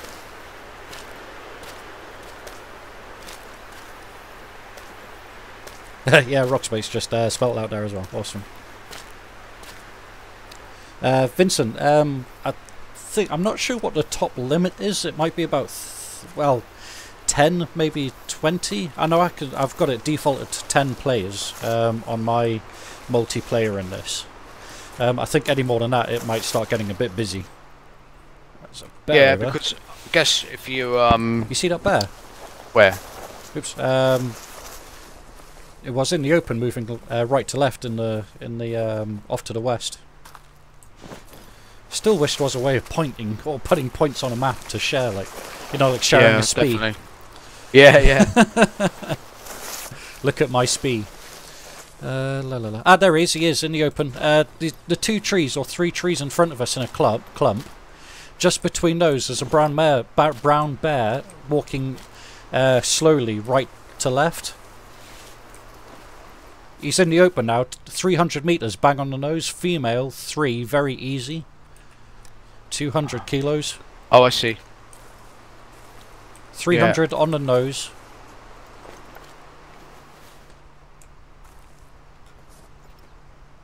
Do you want to take first shot? Yeah, I'm just going to dial it in quickly. Roger. 300. Oh, it's running. It might stop in a sec. It's very easy. It's calm though. Yeah, it's just on a trot at the moment for some reason. Oh, It's stopped. stopped now. Give it a shot. Okay, on you. Damn it. I've got loads of recoil there. Do you hear that? There's something moving behind us. Yeah, I thought I heard that a minute ago. It might be a glitched animal. Oh, let's go find this bear anyway. What do you need to claim that muskie before we claim the bear for your integrity? Not integrity, follow-up. Well, we're sort of heading that way now anyway. So we are, yeah.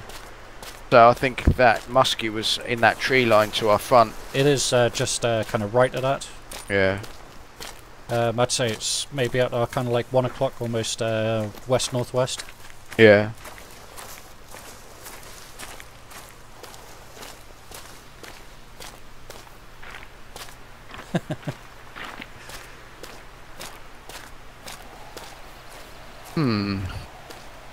Oh, where that bear went then, he scarpered.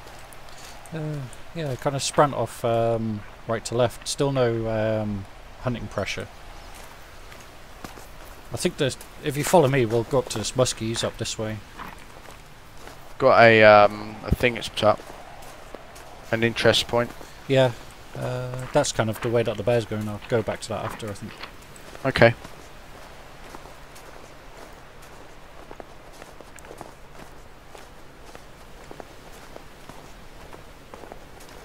So Tom has said, I feel like I want to do so much, but don't know where to start, so I watch others doing it all instead. Do you follow any of the American live streamers? I guess some of them, like Devil Dog, occasionally. Yeah. What's that other guy?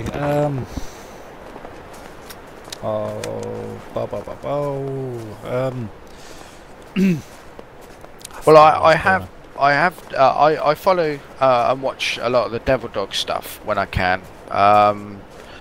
Obviously, you know, for game reviews and stuff, I think Angry Joe's usually entertaining. But there's one guy that is really good that I enjoy watching. He mainly plays squad called Karma Cut. Okay. And he does yeah. There's a trophy shard. Oh, nice. And he does a lot of squad, which is like a tactical shooter. Bloody hell. That is a hell of a shard. I can't pick it up. It's funny. I came to here, and then you find a pickup. Oh, I see it. Nice. For over 40,000 years. Bit of education going on at the same time as killing stuff. That muskie's going to be around here, by the way. We're right in the centre of the hunting pressure. So I guess we need to fan out and try and find dead stuff. We'll find out where I hit it. I definitely didn't hit him. He stumbled on your shot. So. Yeah, so Karma Cut, he's really good. Yeah, can't think of anybody else. Blue Drake, It drives me insane. Yeah, he's kind of got like a whole thing going on with him. You know, I enjoy some of the stuff he does, but it's very intense. Like a lot of swearing, you know, a lot of unnecessarily so sometimes. But everyone has their own styles. You know, I wouldn't diss him for it. It's just that it can be a little bit too rich for me sometimes, a little bit too much. Yeah, I fully understand. Yeah, it's just some of his content, you know, I try watching it and it's just like after 2 seconds of him kind of, you know, I think puts maybe kind of too much effort into it and he's kind of too over the top sometimes. You know, yeah. I prefer kind of more calm personalities more than people that are kind of hyped up on Red Bull. Yeah. You know, that's my own personal opinions anyway. You know, he has a damn sight more subscribers than I do, so I can't really say anything there, like, you know. But I only do this because I enjoy it anyway, so, you know, it's No skin off my nose. We've Yeah, got some no, you tracks just- here actually. What's this? Is it a muskie? Tell me it's a muskie. It's a muskie. Female Oh. muskie on a run. It's here, Russ. It's dead here. Oh, I found it. I didn't hit it. I must have hit it that far. Did I hit it once or twice? Twice. I saw it flinch twice. Fuck, man, that's not bad. You make your claim. We'll see what you got. 2 hits. Both hits were 100%. Nice. What was the range? 378, 68. And then the second one, 395, 86. Jesus, that's not bad. I would have been elevating too far then, I suppose. Well, I know at 300 metres, the aiming point is halfway between the first radian and the actual crosshair. Or what are they? Not the radian. What do they call it? The first like pip in the. Yeah, the first notch. Mill dot. Whatever they call it. Mil dot. That's it. Oh, is it radian? Milliradians, isn't it? Yeah, something like A that. radian? Is that what they call it? I don't know. Maybe somebody Start can again into answer way for advanced me. stuff there, like. Yeah. Right, okay, so I'll set a waypoint on that point of interest. There's still no hunting pressure from that bear, so I guess he's still running.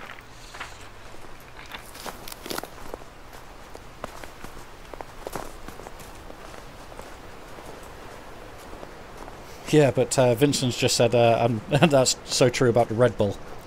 Yeah. Yeah. He's got a lot of energy. Rocksmate said you should try Project Reality, Russ. Well, we've started playing Squad, haven't we, together, which is like that. Well, actually, Project Reality is the Squad is the spiritual successor to Project Reality. So if you play a lot of Project Reality, then I would definitely suggest that you at least look into looking at Squad, especially with Black Friday coming up. You might end up getting a decent deal on it. On Steam, And yeah, and it really is a lot of fun. But yeah. Yeah, Tom there's saying he's even noticed that a lot of the streamers out of LA out of on Red Bull and Puff. Yeah, well. He says they're all involved in live streamers on a gaming site called Twitch, I think it is. Yeah, Twitch is quite a popular kind of live streaming site. Never really kind of got into it myself. I just kind of do everything on YouTube, really. I never really felt the pull of Twitch. What have we got here then? Just It's like a XP point. Some free couple of hundred of XP.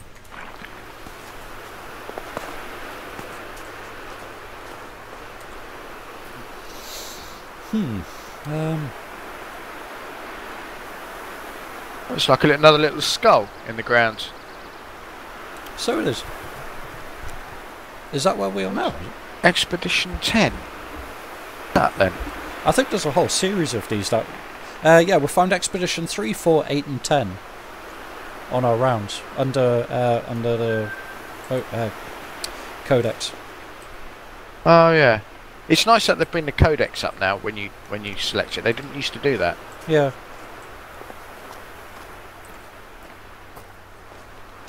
So I guess this is the skull that we're inside of now. This thing would kind of be the nose or something. It does look like another little skull, doesn't it? You can't see it on the map though. No, which is a bit of a shame. But yeah, I guess it's got the kind of layout of it. Yeah. Sorry about this. I'm just there's a little squirrel here annoying the shite out of me.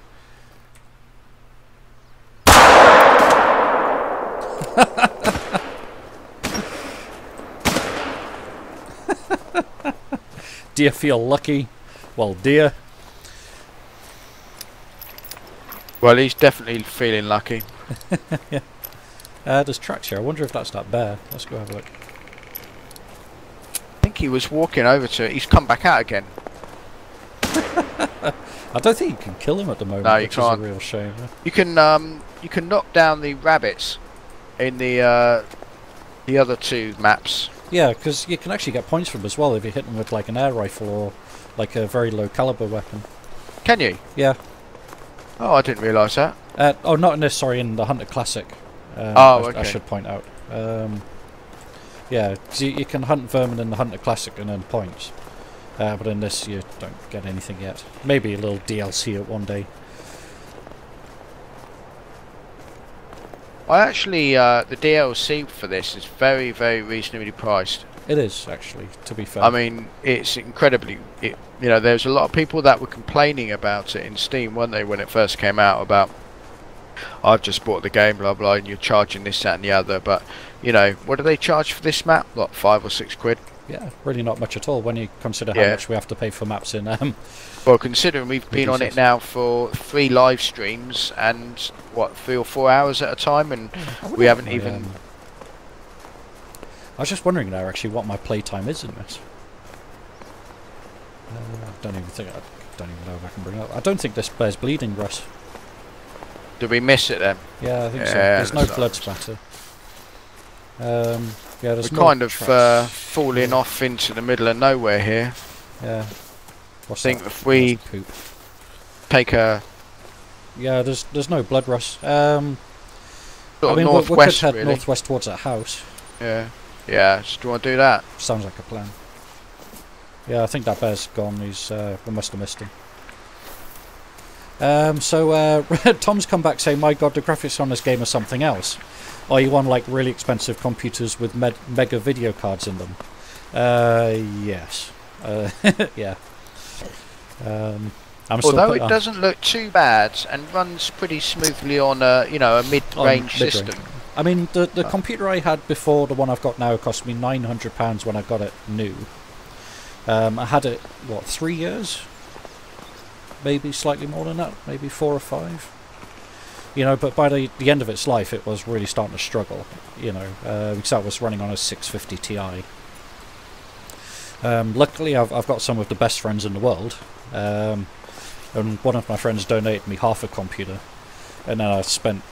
I hope my partner never watches this, but I spent close to £1,000 to get it kind of pinned back up to the max of its capabilities, sort of thing. So yeah, that was buying a 1080 Ti, which was 700 quid on its own. And then I got a WD Black Drive, which is my 4 terabyte spinner, and I got a 1 terabyte SSD as well. Ooh, have ya? Yeah. Oh, that's they're both on 6 gig transfer switches as well, so they're kind of instant loading on both the spinner and the SSD. The Black Drive's awesome. It's noisy when it's doing something, like when I'm playing a game off the spinner. You can hear it, but it is proper quick. It's barely noticeable, the loading times between that and the SSD. That's probably because you got a huge amount of memory as well. Well, yeah, I've got 64 gig of memory. Or 64 meg? Is it meg or gig? Gig. So yeah, 64 gig of memory. The processors, I think it's i7. It's Sandy Bridge E. It's the same as yours, isn't it? 3930K, yeah. Yeah, 39. Yeah, it's the same as yours, 3930K. That's 12 core. Well, it's a six core CPU with 6 physical core with 6 hyperthreads for 12 core. And I've ever since I got this, I've just been like a pig in poop. You know, this I love it. I remember kind of giggling like a little girl when I first launched up like DCS and some of the other games on the 1080 Ti, and it's just like a realization of a dream, you know. Yeah, it's like I've finally got polygons. Yeah, I can see pixels. But yeah, I mean, to start out with, you know, I think you're looking at kind of £1,000 to £1,500. Yeah, I would say so. You know, for a semi-decent starting out rig. Well, I think for 1,500 quid you get yourself a decent, you know, a GPU, pretty decent, yeah. The thing is though, one thing that, you know, a couple of guys at work always say, it's like, that's quite a lot of money to spend. And it's like, well, yeah, it is, but it's going to last you 5 or 6 years if you buy a decent one. So I mean, people spend more on a car and they spend less time in it than what you do on your computer. yeah, exactly. And you know, with the next gen consoles now, you know, coming out thick and fast, you know, where you've just got, they all say next gen, but I mean, look at the Xbox, the Xbox One, Xbox One S, Xbox One X. Still generations behind PC. Yeah, and they all run the same games, for fuck's sake. One of them is only, you know, 4K ready. I mean, by the time you spent £50, you know, on 4 games, you know, there's 200 gone, plus your console, you know, 4, 5, 6, 700 quid. You know, you're Easy. there or thereabouts, you know. So, and one thing that really irritates me about consoles, I mean, I've got a PlayStation 4, which just kind of, it's more of a Blu-ray player than anything else. yeah. Even though I've got Blu-ray on my computer now, which is nice. But the one thing that absolutely irritates me is that you need to pay them subscriptions to play games online. Yeah. So you're paying a premium for your console, you're paying an absolute premium for the games, and the games on consoles are they're ridiculously expensive. You know, compared to what they are for the same game on PC. And yeah, it's the same with you know, these EA and you know, with these expansion packs. Yeah, and like micro season DLCs passes and and things. stuff like that. It's, you know, you feel kind of robbed. You spend 50 quid on a game, You get take a it quarter of home, it. you play it, you get a quarter of it, and then the rest effectively hidden behind a paywall. And you know, you're spending more money before you know it. You spent nearly 100 quid for a game. It's Battlefront 2, the new Star Wars one's been getting a whole bunch of stick. I Yeah. was reading on the news because like the progression unlocks were like hundreds of thousands of hours or something, but you know, it was almost kind of set as like pay to win. You know, if you wanted to get anything, really had to pay for it. So then they adjusted the playing hours, but then I think they kind of increased what you had to do, or decreased the playtime, increased the difficulty or something. it's all about increased the price. It's all about making money. You know, it's almost like a free to play model now. Yeah. You know, Apart except from you paying 50 quid to play a free to play game. Yeah, I mean, you're better off waiting for any. If you're on the fence about something like that, you're better off just waiting, aren't you? See what the reviews say about it. See what people say, you know, and make your judgment there.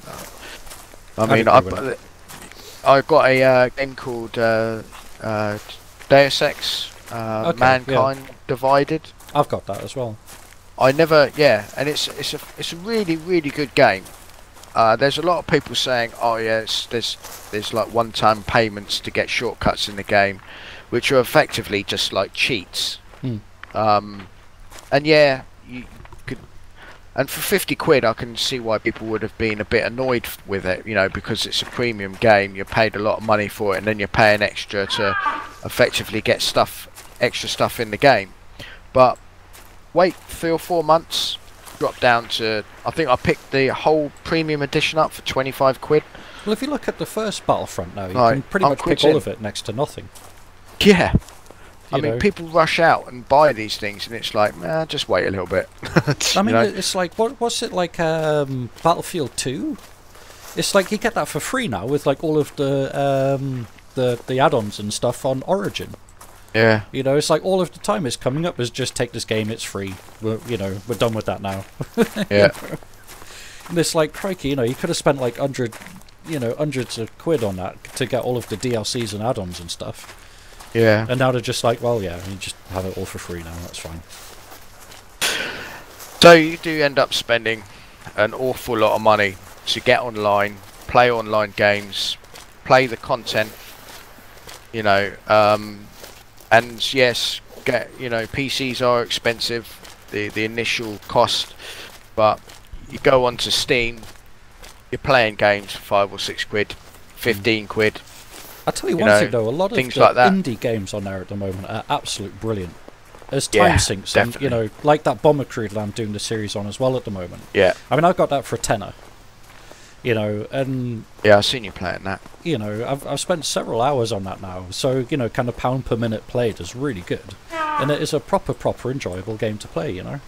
Yeah, definitely. I love those sorts of things. You just And don't get those anywhere else, really, do you? I think, I mean, nearly everybody that's watching this have probably heard of FTL.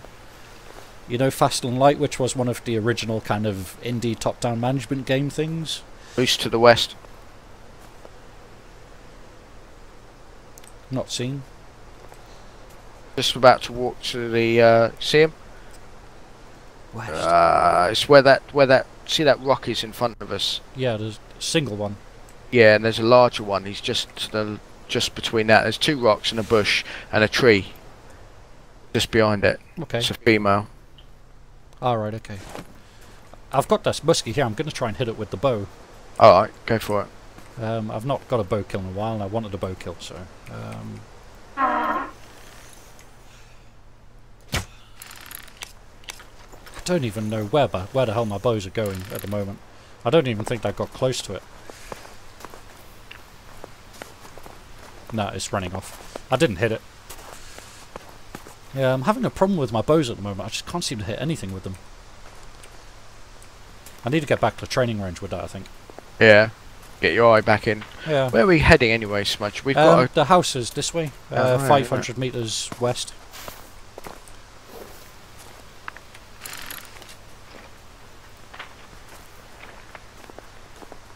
But I'd hate to think how much I've spent on DCS. That female moose is right here, point blank. I wonder if she'd like a bow. Go to ground. I have. I'm gonna... she's turned her back to us. If she turns round, I'll see if I can hit her with the bow. Here we go.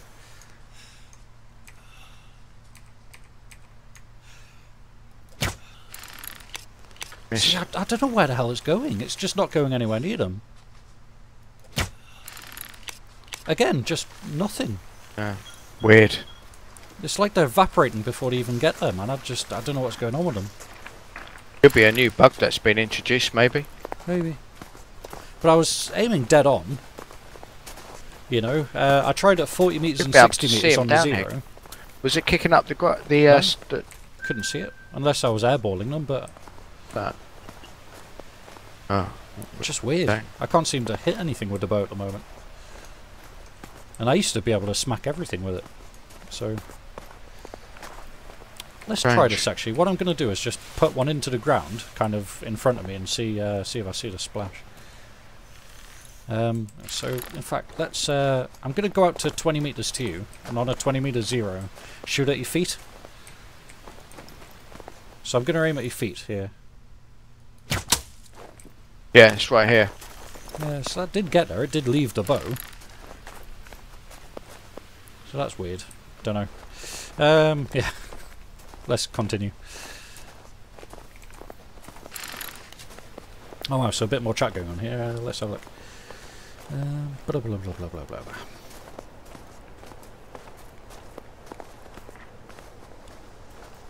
Yeah, I was talking about the cost of DCS, weren't we? Yeah, that's right. Yeah, so the kind of DCS just, yeah, lots and lots and lots and lots. Yeah, a lot of enjoyment out of it, though, don't you? So I really do, and I've been playing it donkey's years now as well. So again, the pound per minute played is probably actually works out quite well.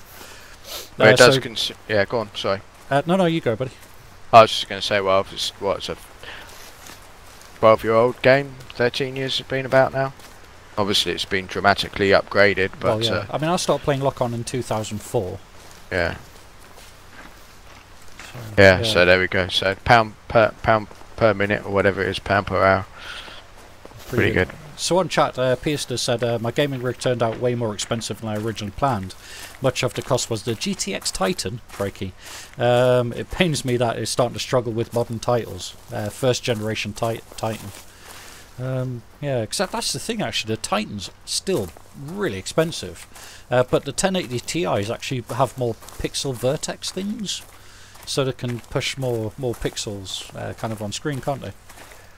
I don't really know how it works with... Well, they used to call them CUDA cores. I don't know if they still do. Yeah, I don't know. I know that the 1080 Ti uses the new memory that's used in the new the new Titans. Is that which DDR5 is like, or something? no, it's XDDR or something like that. It's a different type of memory that's used from the standard 1080. Right. Okay. And I think they're bringing out a 1070 Ti. I don't know the specification on it, but if it's anything to go by memory wise, then they're probably going to use the same sort of memory. Brown as bear, the mail, warning call. Where's that? South. Directly south. Yeah, directly south. Shit, I can hear it running. Can you hear that? I think it's on the other side of these trees. It's really close. Yeah, I think he's going to smell us. Yeah, that is actually true. We need to handrail left. Hang left. I think I might get the old elephant gun out for this one. I don't have much of a choice. It's either 270 or 270. If I shot it with a pistol, it'd just kind of laugh at me and go, Yeah. now I'm gonna eat you.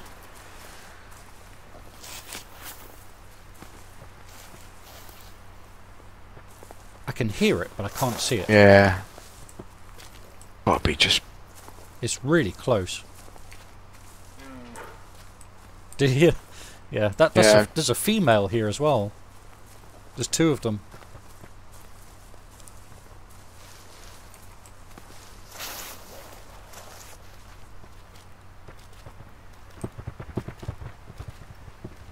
They're running. Oh, I see it.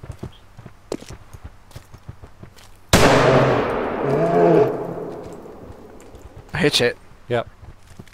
It's blonde. Ah, there it is. It's running down the low side. Damn it. Lost sight of it. Did he hit it, did he? Yeah, I hit it. Well, I think I hit it. Yeah, there's blood spatter here.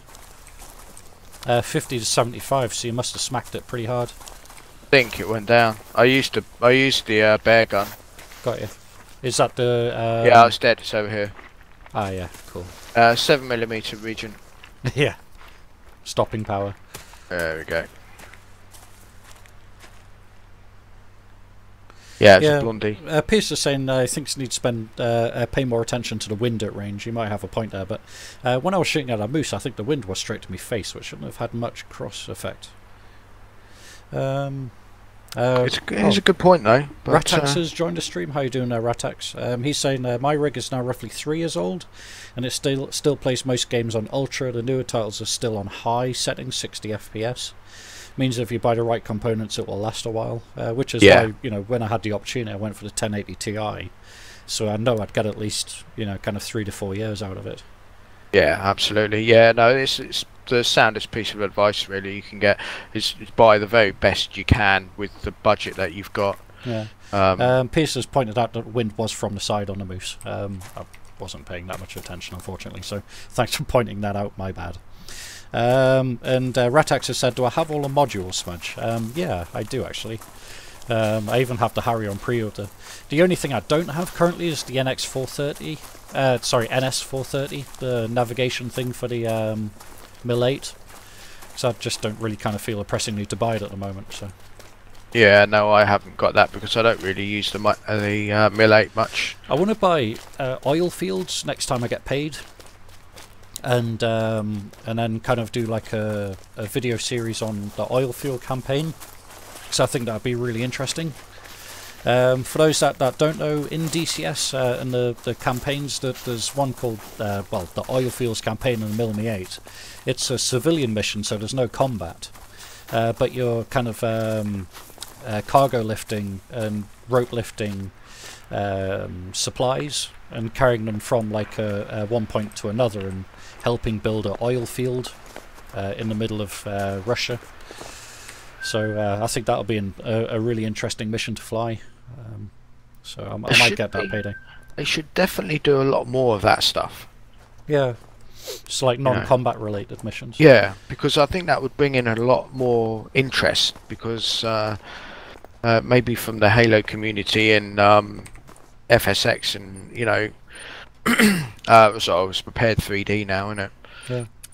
So I think the flight model and the realism on DCS absolutely sells itself, you know, to you know, kind of those sort of, you know, those sort of flights, you know, like full, you know, kind of full realism, high fidelity terrain, you know, advanced flight models.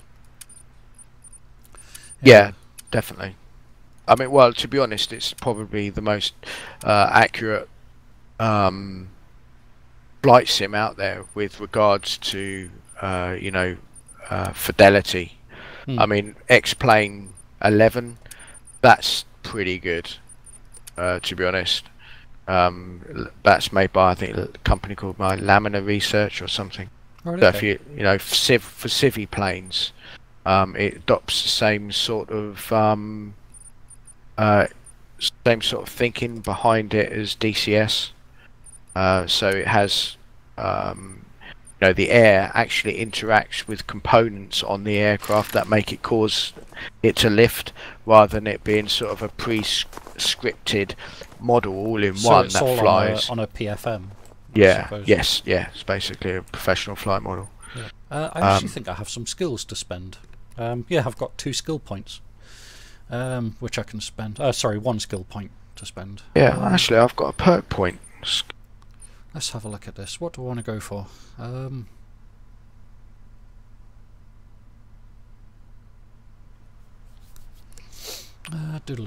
Just having a look at the stalker skills at the moment, see what I want to go for.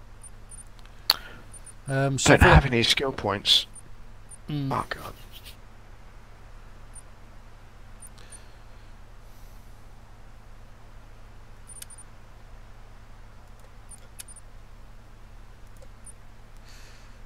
Let's have a look. East track lines.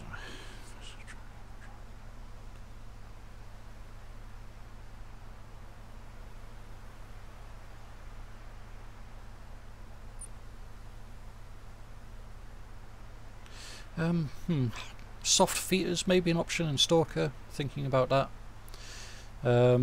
Weather prediction maybe, although, you know, don't need that kind of early on. Oops. Skills, I saw ambusher, what's under this? Sense, random chance, track by a particular scent. Missions. There's nothing really kind of jumping out at me at the moment on the skills. Same with me with the perks. I've got full perks on my rifle, and I'm just looking really at the. I've got 1 perk point available actually. That's let's have a look.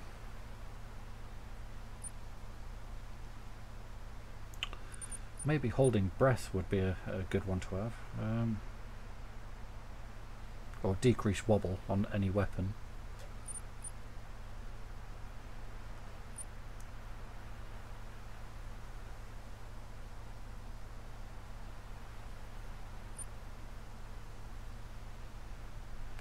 Hum. Stalker. I've got. Blimey, do you know? I've got 6 out of 13 for Stalker and 5 out of 13 for my ambush, but I haven't got any skill points yet. Okay. Got nothing to spend at the moment, skill point wise. What level are you now? Level 18. So I'm nowhere near what you are yet, but Doesn't really make much difference the level, to be honest. Only from the perspective of actually unlocking some of the guns, but kind of thinking I am tempted as well to go for recycle on archery to get arrows back, but then again decreasing wobble or steady hands 2 is really appealing. And also I've got level 1 on breath control, and I could get level 2 for increased holding breath time, which would be really handy. yeah, it does make a big difference. I would say a big difference. It helps, but I think for Stalker, was that under perks? This is skills, rifle skills. Oh, okay. The skills, stalker, ambush. That's all I've got. So you're talking about your perks or your skills? Yeah, perks. Sorry, yeah. Weapon perks. Yeah. So selecting rifle. I've got one on muscle memory, one on breath control, and one on steady hands. 2 on zeroing, and that's it on rifles. But I think I should really go for either steady hands or breath control. I think steady hands would be good because it affects all weapons as well, doesn't it? Yeah. So I would probably go for that first. Yeah, I've got level 2 on steady hands, so that should make shooting a bit better. Perks, skills wise, I've got one point available there. Just kind of nothing's really jumping out. Maybe locate tracks 3 I could go for, because I've got 2 on locate tracks. I've got 3 on knowledge, 0 on only happy when it rains, so I've never felt the need for that. 0 on hardened, soft feet 0, and connector dots is 0. I've not unlocked anything in tier 3 and 4. Under ambusher I've only got 1 on scent tinkerer. I've got 2 on spotting knowledge. And that's it in there.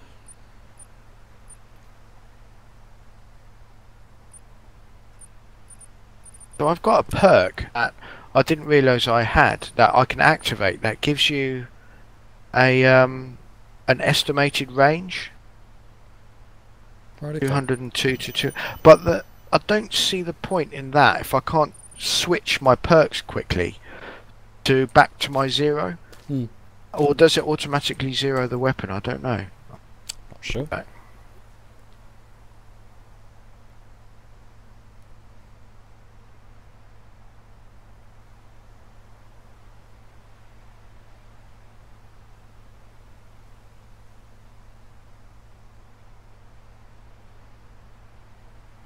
Ratax has asked, have I pre-ordered the Harrier? Absolutely. Yeah, absolutely pre-ordered the Harrier. I couldn't wait for it. Although, interestingly, I was offered the Harrier by someone not long after I pre-ordered it. But I was happy to give Razbam and ED my money for it, because they've been actually really kind to me. And I really, really don't mind giving something back to them. So, well, they definitely do some of the best quality stuff, don't they? So they really do. I mean, I've got absolutely no problem at all supporting ED. You know, I know that some people might not like the way that they do business, but you know, I think it supports what they do, and yeah, I'm happy to give the money. Shall I reverse time, by the way? We're nearly at evening time. Yeah, can do. How long have we been going on this, actually? I don't know. What time we start? 7? Was it 9:45, I think it was. No, I mean like real time. Oh, I don't mind. It's 9:30 now. Right, so we'll reverse forward time to 7, yeah? Yeah, might as well. Cool. La la la la la la la la la la la la la la la. I like it's always the way that's me that's spending the 250 credits to reset time. Something wrong with that. You know, I was thinking that. I was like, maybe I should just step up to the plate at some point. I don't mind.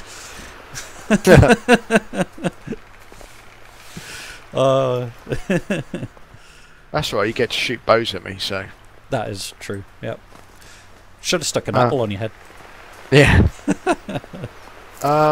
Well, we've got these three question points to our north. Yeah. Along the sideless mountain. Then we could come down west, onto that spotting. Into the lower lands. Yeah. Along there, that hits that's the other side of the train track, isn't it? La la la la la. Yeah. Well, no, because it's still all south of the train track. Because there's a lookout point at Piana Taiga Eastern Lookout Point, which is the southeasterly one. So Tom's no, asked what would happen in this game if we shot at each other. Not much. Unfortunately, it's not set up for PvP at all. So I can shoot at Russ and it just bounces off him. So it even doesn't say anything. If you try and pull the trigger, it says, well, you try it, Smudge, and you'll see. Alright, okay. I'll pull out my pistol and point it at your face. Invalid target. Yeah. Yeah, won't let you do it. There's your answer. Yep. Yeah, I'm sure I shot at you once with a bow, and the arrow kind of just hovered in front of you. Yeah, like Neo in the Matrix type thing going on. You know? Yeah, I think that is Been that patched invalid out. target thing is it's a new thing. Yeah, but the game's not PvP at all, and I think it's better for it, really. Yeah, otherwise you'd have hunters shooting hunters and kind of miss the point of the game then, wouldn't it, I guess? Yeah. Although I suppose if you had someone that really wanted to annoy you, they'd just have to fire their weapon just before you're about to fire your weapon, spooking your target, and then you lose your shot. Or just drive around in an ATV and follow you all day. Yeah. That would actually really wind you up something chronic, wouldn't it? Yeah. Just like, oh my god. Yeah, he would definitely earn himself a fucking band hammer. Yeah. There's some pretty funky rock formations down there, actually. The other side of that. Well,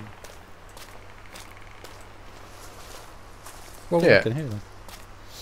They're like the other side of that depression on the map. Oh, right. Okay, I see them now. Like Yeah? fingers. Yeah. It is almost like fingers. Even looks like it's got fingernails. Weird.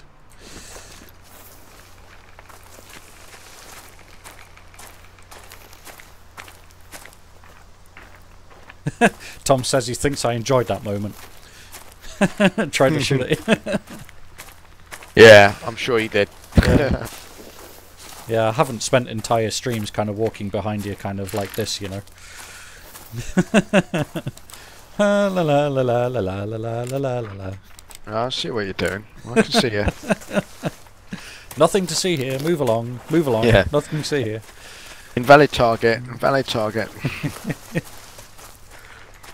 No, I don't shoot my friends in the back. Shoot them in the face. Don't lie to me, Smudge. Shot me in the back the other day in the Gazelle. Did I? Oh yeah, maybe I did. Oh yeah, that's right. I put a heater up your arse, didn't I? Yes. Yeah. Insta kill. Sorry about that. Not really. Yeah, I know. Yeah. What was that? Not really. Yeah.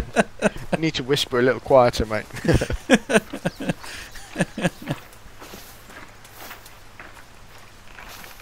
I'll tell you what, man. I don't trust Dougie at the moment. Dougie? Yeah. Why is that then? Well, I'm just waiting for. We were flying the other day over in the NTTR map. Yeah. The A10. He's like, "Where are you? Oh, are it is you getting pinged, SU-27 Russ?" sort of thing. Yeah. I'm thinking, what's he up to? I'll tell you one thing. I thought exactly the same thing. I was flying in the A10, and he was right between me tails. Yeah. And I was just thinking now, if I hit the air brakes and go air to air, I can get a quick squirt in him and do a mav on him. Yeah, do a maverick. Yeah. I mean, even a GAU 8 would kind of invert a Mirage, wouldn't it? Really, if you shot them with the GAU 8. Male Moose calling east. Yeah. I'm just thinking we. Nah. We'll leave him. Yeah, no, that would kill it. That GAU 8 would have just chewed him up. And that's what I was thinking, because I was like, what's he at? What's he after? You know what I mean? I was just waiting for a heater to come out of nowhere. Like sailing out of the sky. Yeah. Exactly. No, and I mean, Dougie's a good guy. Yeah, he is. Definitely is a top lad. But you know. Yeah. He's not me. He doesn't fire heaters up people's back without them being aware of it.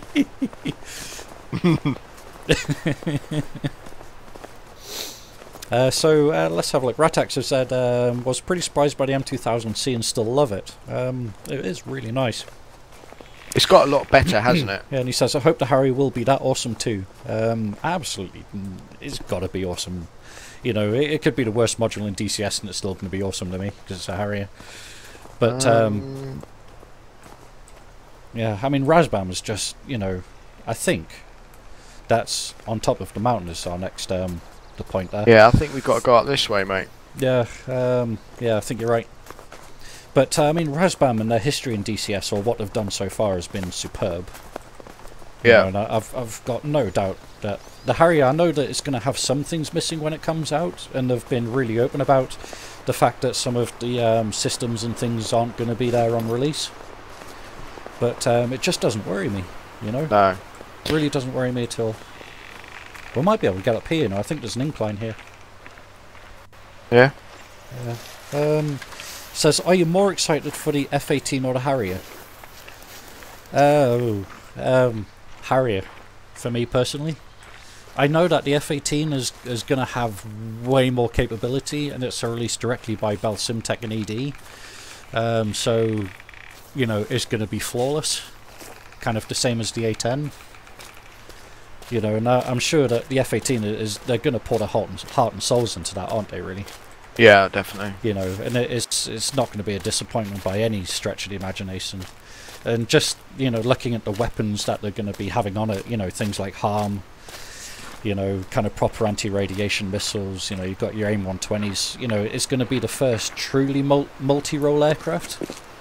You know, I mean, we do have multi-role to a degree at the moment, but the F-18 is going to be that apex multi-role predator where you can kind of switch it up for any task, you know. Yeah. It's a shame almost, because the F-18 is going to make everything else in DCS obsolete. I think it will, and I think it's, you know... Well, it's done the same in the US Navy, hasn't it? I mean, it's like the only aircraft that you find on ship now is the F-18. You know, it's decommissioned the F-14, decommissioned the A-6. Yeah. You know, just mind you, most of them now are Super Hornets, aren't they? Yeah. Yeah, so they've got even more capability. Yeah. But, yeah, I think when the F-18 comes along, everything else is just going to be, you know, a bit of history. But, yeah. Yeah, I'm pretty excited personally for the F-18, but I think the Harrier has never been particularly well represented in any games in the past. No, not really, ever. Not to any sort of degree. No, not to like a high fidelity level. Obviously, like your Civi flight sims like FSX and Prepared 3D. Razbam did the Aviate for FSX, didn't they? But, yeah. But the thing with FSX, it never had that physics aspect to it. You know, No. you could do ridiculous things with the planes, and Yeah. you know, it never felt like we were really flying something in the way that DCS does. It's because it's goes back to what we were talking about earlier on with the scripted sort of flight models. Yeah, the PFMs. Well, just for example, you can, if you set the wind really high in DCS, jump in a helicopter, and then just move the collective up and down. The wind interacting with the rotor blades will cause the rotors to lift up and down, just like float, and actually fly. Like there's a shard here. Oh, this is the thing, isn't it? Weird, isn't it? Yeah, this is our XP point. Oops, need to step back for this one. But, so yeah, that's basically you know, the difference. You know, where you have stuff interacting with the actual air that the whatever it is that's flying through. So it creates a whole new level of immersion and detail that you wouldn't normally get.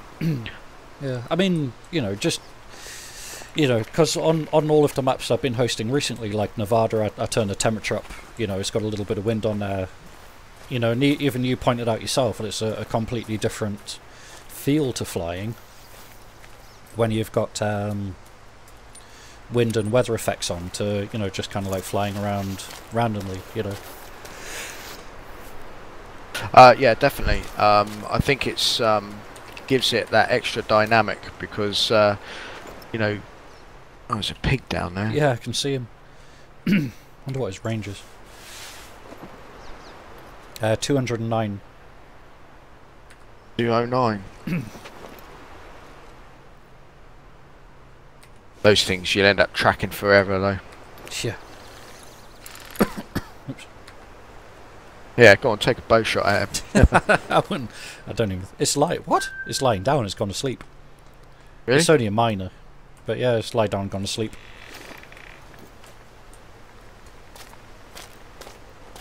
You could have a pop at it, eh? It'd be hellish trying to get down to it from here, but I suppose we could do.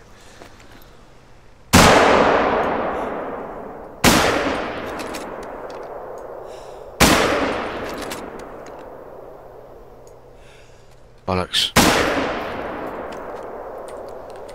I don't think I got much of him there, to be fair. He's still going. Oh, I hit him with a 7mm. We'll see, keep an eye on the... there it is. Oh, blimey, he's pissed off. He's trying to get up to us, or what? Yeah, he's coming this way. Ah, damn it, I'm out of bullets.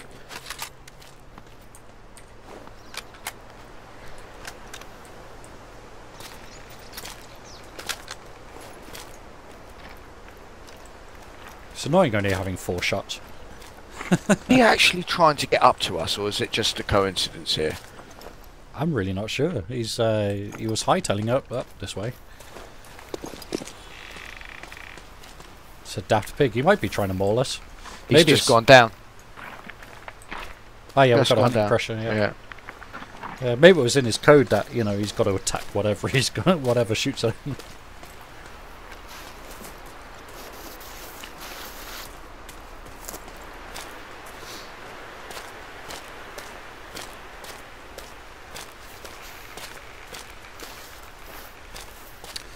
So Tom's asked, are you two guys friends in real life and live in the same city? No. I class Russ as kind of one of my closest friends, which may sound weird considering the fact that we've never actually met. Well, we've been playing online games for years. 14 years maybe? We're like the first generation of online gamers, aren't we, really? Yeah. I mean, we've been talking to each other, since, we're both in the 504 in Lock-On. That's Hear Us. That's it. Yeah. It's weird, though. I mean, that we have never actually met. It is... We'll have to change. We'll have to hook up at some point. Yeah. We're not a million miles away from each other, are we? That's true. Maybe at the next Landu or something. Yeah, definitely. I'll have to make a conscious effort to do that. Yeah, Piet said it would be cool if they would make an F-117. For DCS. Which I suppose it's a decommissioned plane now, isn't it? Yeah, it's a good point. But, a lot of it is 90s technology, isn't it? Yeah. I mean, it only carries 2 bombs. 2 laser-guided bombs, that's all it carries. It doesn't carry any other kind of ordnance. But then I guess they'd have to try and program in a whole stealth aspect, wouldn't they? For, kind of avoiding radar detection. Well, stuff I guess like they'll just shrink the radar the profile. RCA of it, yeah. Or what do they call it, the radar cross-section, RCS or something? Yeah, that's right, yeah. It would be an interesting model, I think. An interesting plane to try and recreate for sure. But it would be I don't know how it would balance out, because the thing in the back of my mind with DCS is that there's always that balance thing, isn't there? Where you've got and it's usually to do with the capabilities of surface-to-air missiles and things like that. Yeah. The 4th generation fighters and like the F-35, the F-22 Raptor is, really also a direct answer to the capabilities. Yeah, exactly. I read a book recently on the suppression of enemy air defences, all the way from the early days of the Korean War up to, which was just mainly AAA, up to through in Vietnam, where they learnt a lot, and also through the Allied Forces mission in Bosnia. Yeah. And the stealth technology and the advancements of that in that area have always been in direct response to the threats that they've encountered, not necessarily aircraft themselves, but the actual the ability to hide from ground radars. And such, and it's quite an interesting thing really, because you know, if you're going to add in later generation SAM technology into DCS, then yeah, I guess you could probably offset it a little bit with something a little bit more stealthy. I mean, the highest threats in there at the moment are Patriot and S300, aren't they? They're kind of the top batteries at the moment in DCS. The S300, yeah, is very capable, but it's even down to a fairly low altitude. It's quite lethal. But the S400, which is the newer generation of that, is particularly nasty. Right. Okay. It's a shame they don't have Rapier in there. I mean, they've got Hawk as kind of like the medium range SAM defense for the Americans, but I mean, Rapier is just, it's so capable, you know. I mean, wow. it's multiple tracks, so it's got radar, visual, and optical, kind of infrared, optical, visual, infrared, and radar tracking, and it's also got like the missiles terminal guidance as well, aren't they? You know. It's funny. I remember at Fairford a few years ago, the Americans took the B2. And were boasting that nothing could track it. Yeah. Like, there was no SAM system that could lock onto it and track it. But they had the video of the Rapier with a solid lock on it as it was doing its display over Fairford. Yeah. Which always kind of tickled me a little bit. I thought that was funny. Well, that's the thing, you see. I mean, if you add the Rapier missile there and its capabilities, then there's nothing Russian in DCS that would be able to effectively counter it with it. It would increase its lethality. Do you know what the biggest pain for me is in DCS Samwise? Yeah. Strellas. Hate them. Hate them with a vengeance. Are they the 4? Yeah, the 4 launched infrared missiles, so you don't know they're coming. You don't know they're there. You're flying along all nice and happy, and then all of a sudden your plane's turned into a fiery fireball of death falling out the sky. Yeah. You know, just Strellas, I don't like them. I mean, things like Shilkas and Tunguskas have radars, so you know when they don't like you. Yeah. But you know, the Strellas and they're kind of short to medium range infrared missile things are just nasty. Yeah, they are nasty. And the other one's OSA, I think, isn't it? The other kind of... That's the one I was thinking of. That's the 6-wheeled or the 8-wheeled truck with the pop-up pop-up launchers on the top, yeah, OSA. But they're nasty as well. But I think they fire... Is it Igla missiles that they fire? I might be wrong. Like 91320 or something. Yeah, it's a range number. Yeah, I think you're right. You see, so well with the F-18 and the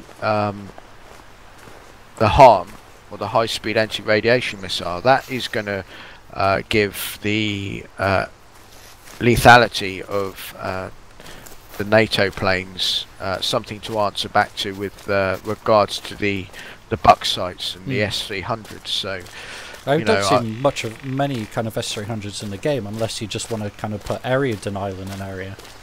You know, because I think the Su-25T is the only aircraft in the game that can take out a S-300, but they're both red. Yeah, absolutely. You know. Yeah. Was it the KH-25 or something, isn't it? The long-range seed missile in the Su-25T. Yeah, it's a massive thing. I'm not entirely sure how it works, to be honest. I can't remember, but I'll tell you what to go. Is it the Kedge or something like that? It's called? KH-25, maybe something. Yeah. But I was surprised the other day. I set up a Buck 11 site, and I was flying the Vigan, and I was kind of expecting to get shot down, but I had the jamming pods on the Vigan, and I had those singing away, and the Buck never even glanced at me.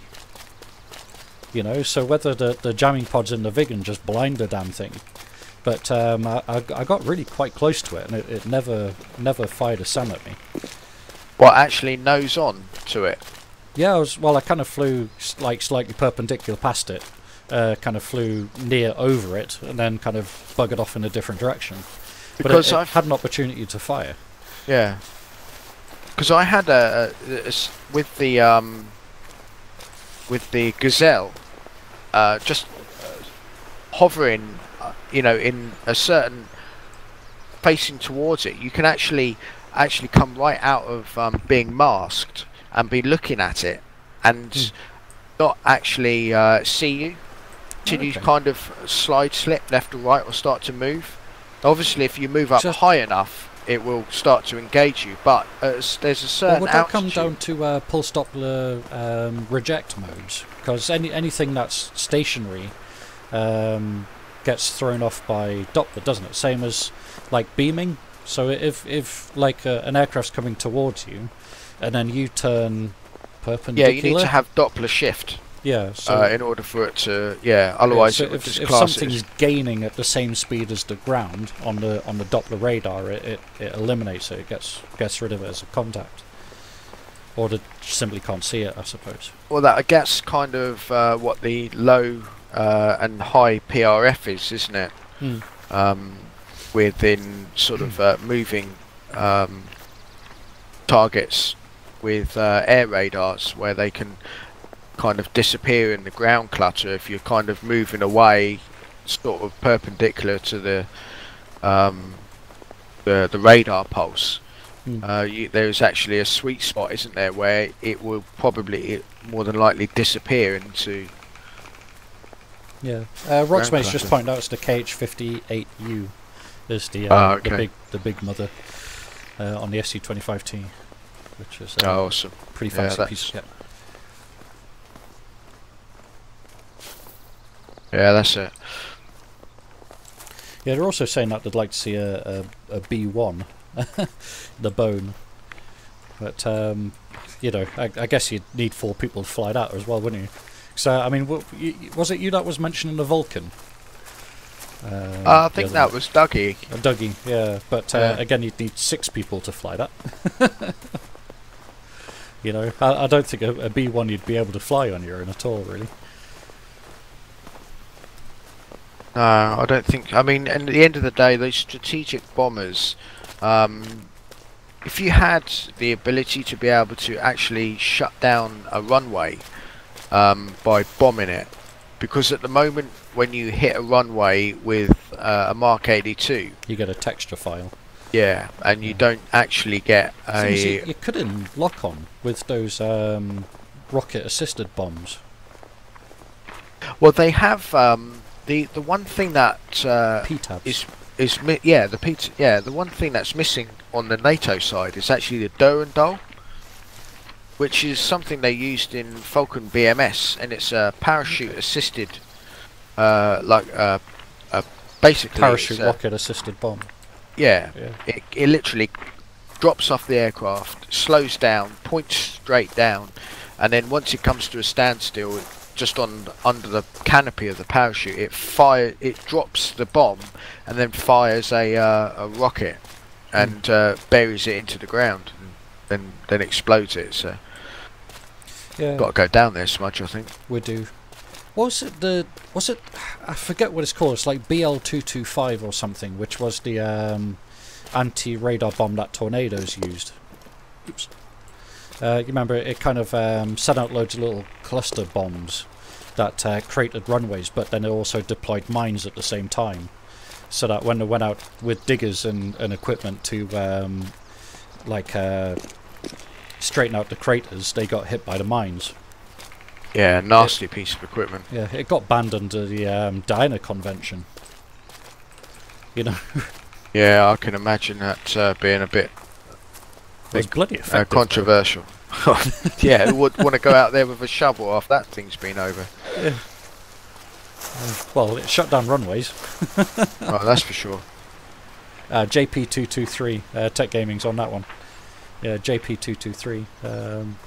Was a cratering and mine-laying device deployed by tornadoes.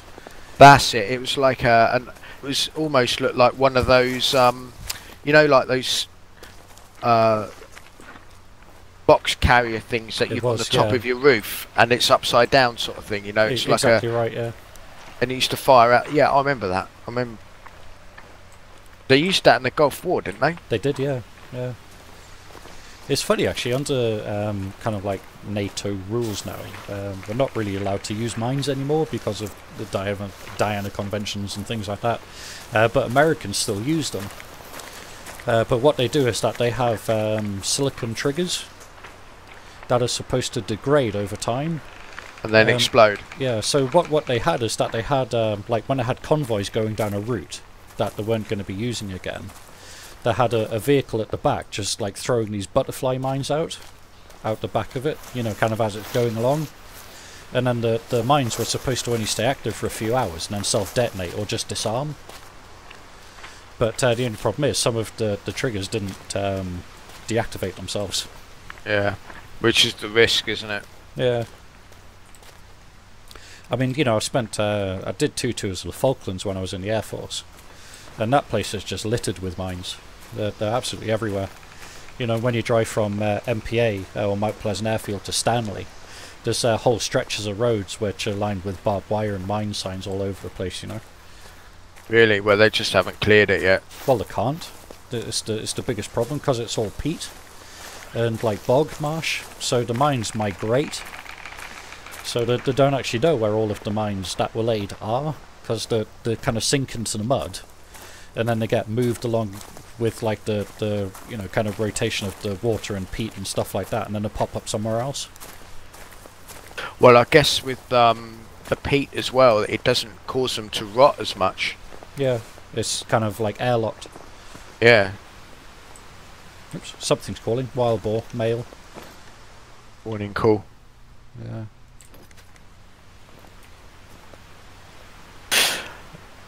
The other weapon system, Brimstone. Yeah, that would be standoff tactical attack munition. Yeah. Yeah, they just small brought Brimstone diameter in when I left the Air Force. Oh, did they? Yeah, they used the was it the Typhoon uses it? Yeah, Typhoon.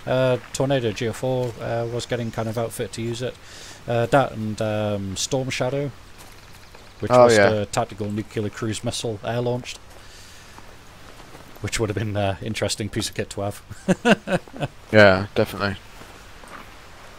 What was the that then? Should push on to our west, really. Get this last point, and then once we actually get down to... Yeah, there's another question mark thing to our north, which I guess is the other end of the train exit from the train tunnel. Yeah. And then we can... Or, well, we can get that, or we can head southwest to the spotting point. Well, it's up to you, mate. Well, that's 400 metres that way. Sorry. Your call. I'll let you decide. Let's go for the train bit. Okay, cool. Let's hit that first. Yep. Because the other advanced weapon for Typhoon was Meteor, which was the standoff air-to-air missile, which was powered by Scramjet. By BA Systems were doing that. But I'm not sure if that's actually still in development or being made. I don't know if they're just kind of sticking with AMRAAM. But yeah, I remember that being a thing.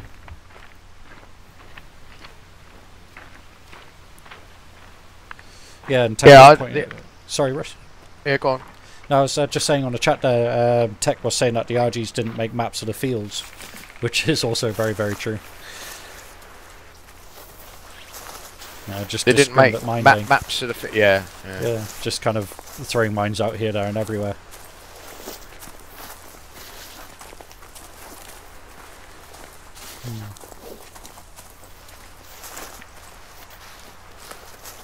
What was I going to say? I think now. Yeah, the oh, it's gone again. What was I going to talk about? You're having my some mind's troubles. Wandering. Yeah, some senior troubles. Yeah, senior moments. Oh yeah, that was it. I was reading through the Aviate B manual, or the mini checklist thing. The new one. Yeah, and they've got listed on there the possibility of including the AGM-65E, which is the basically the beam rider version of the Maverick. Right. Okay. Which uses a laser Yeah. designator. Bear. Where? I can hear it. Just down the hill. Directly west down the hill. It's a blondie. Oh, I see it. Fucking off. I think I hit a tree with that one. I hit him in the nose, I think. Yeah, he's gone down into the trees. Follow him down, shall we? Yeah. Oh, hang on a minute. How close are we to this thing? Not close. 300 meters thereabouts. Let's go get you, Bear. Yeah, sure. Yeah, so the new Mav-E is something that I think they might try and add to. Well, that'd be cool, because then you could do buddy lasing missile attacks. Yeah. Which would be really cool. And what would be really nice is if they could add that to the A10 as well. Absolutely. So an A10 can laser it and you shoot it. Yeah. Yep. Yeah, Tech said that they're still developing the Meteor along with ASRAM. And the ASRAM's really cool as well. Have you seen the fire demonstrations on that? No. It's awesome. It's a look-back, shoot-back missile. And that is as cool as it sounds. What, is that like over Firefox the shoulder sort of stuff? Yeah, so over the shoulder firing. What, it goes up and over? Yeah, basically. So the pilot kind of looks behind him. So like, you know, you're behind me now. So I look over my shoulder and look at you. Get a target acquisition lock. Hit fire. The missile then ejects. Spins itself around. And then fucks off backwards towards your target, like, you know. Oh my god. Yep. Absolutely awesome piece of kit. Coming really, really efficient at killing shit. That bear's right there. Holy crap. Yeah, it's down. Shot him in the head. Yeah. Nice one. I want to claim that. It looks like that was yours. You might have hit him first, but... Here we go, mate. Alrighty, let's have a look. Hello, gorgeous. What's your name? Yeah, you got him 55% flesh. You kind of shot him straight down the right side into the right leg.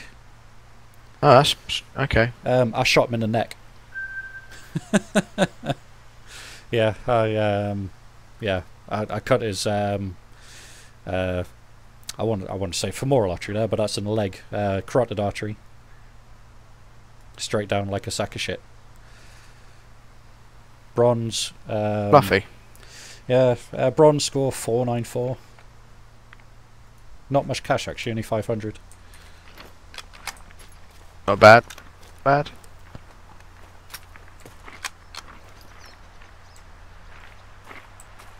But yeah, the ASRAM's an awesome piece of kit. Never heard of it. Right, okay.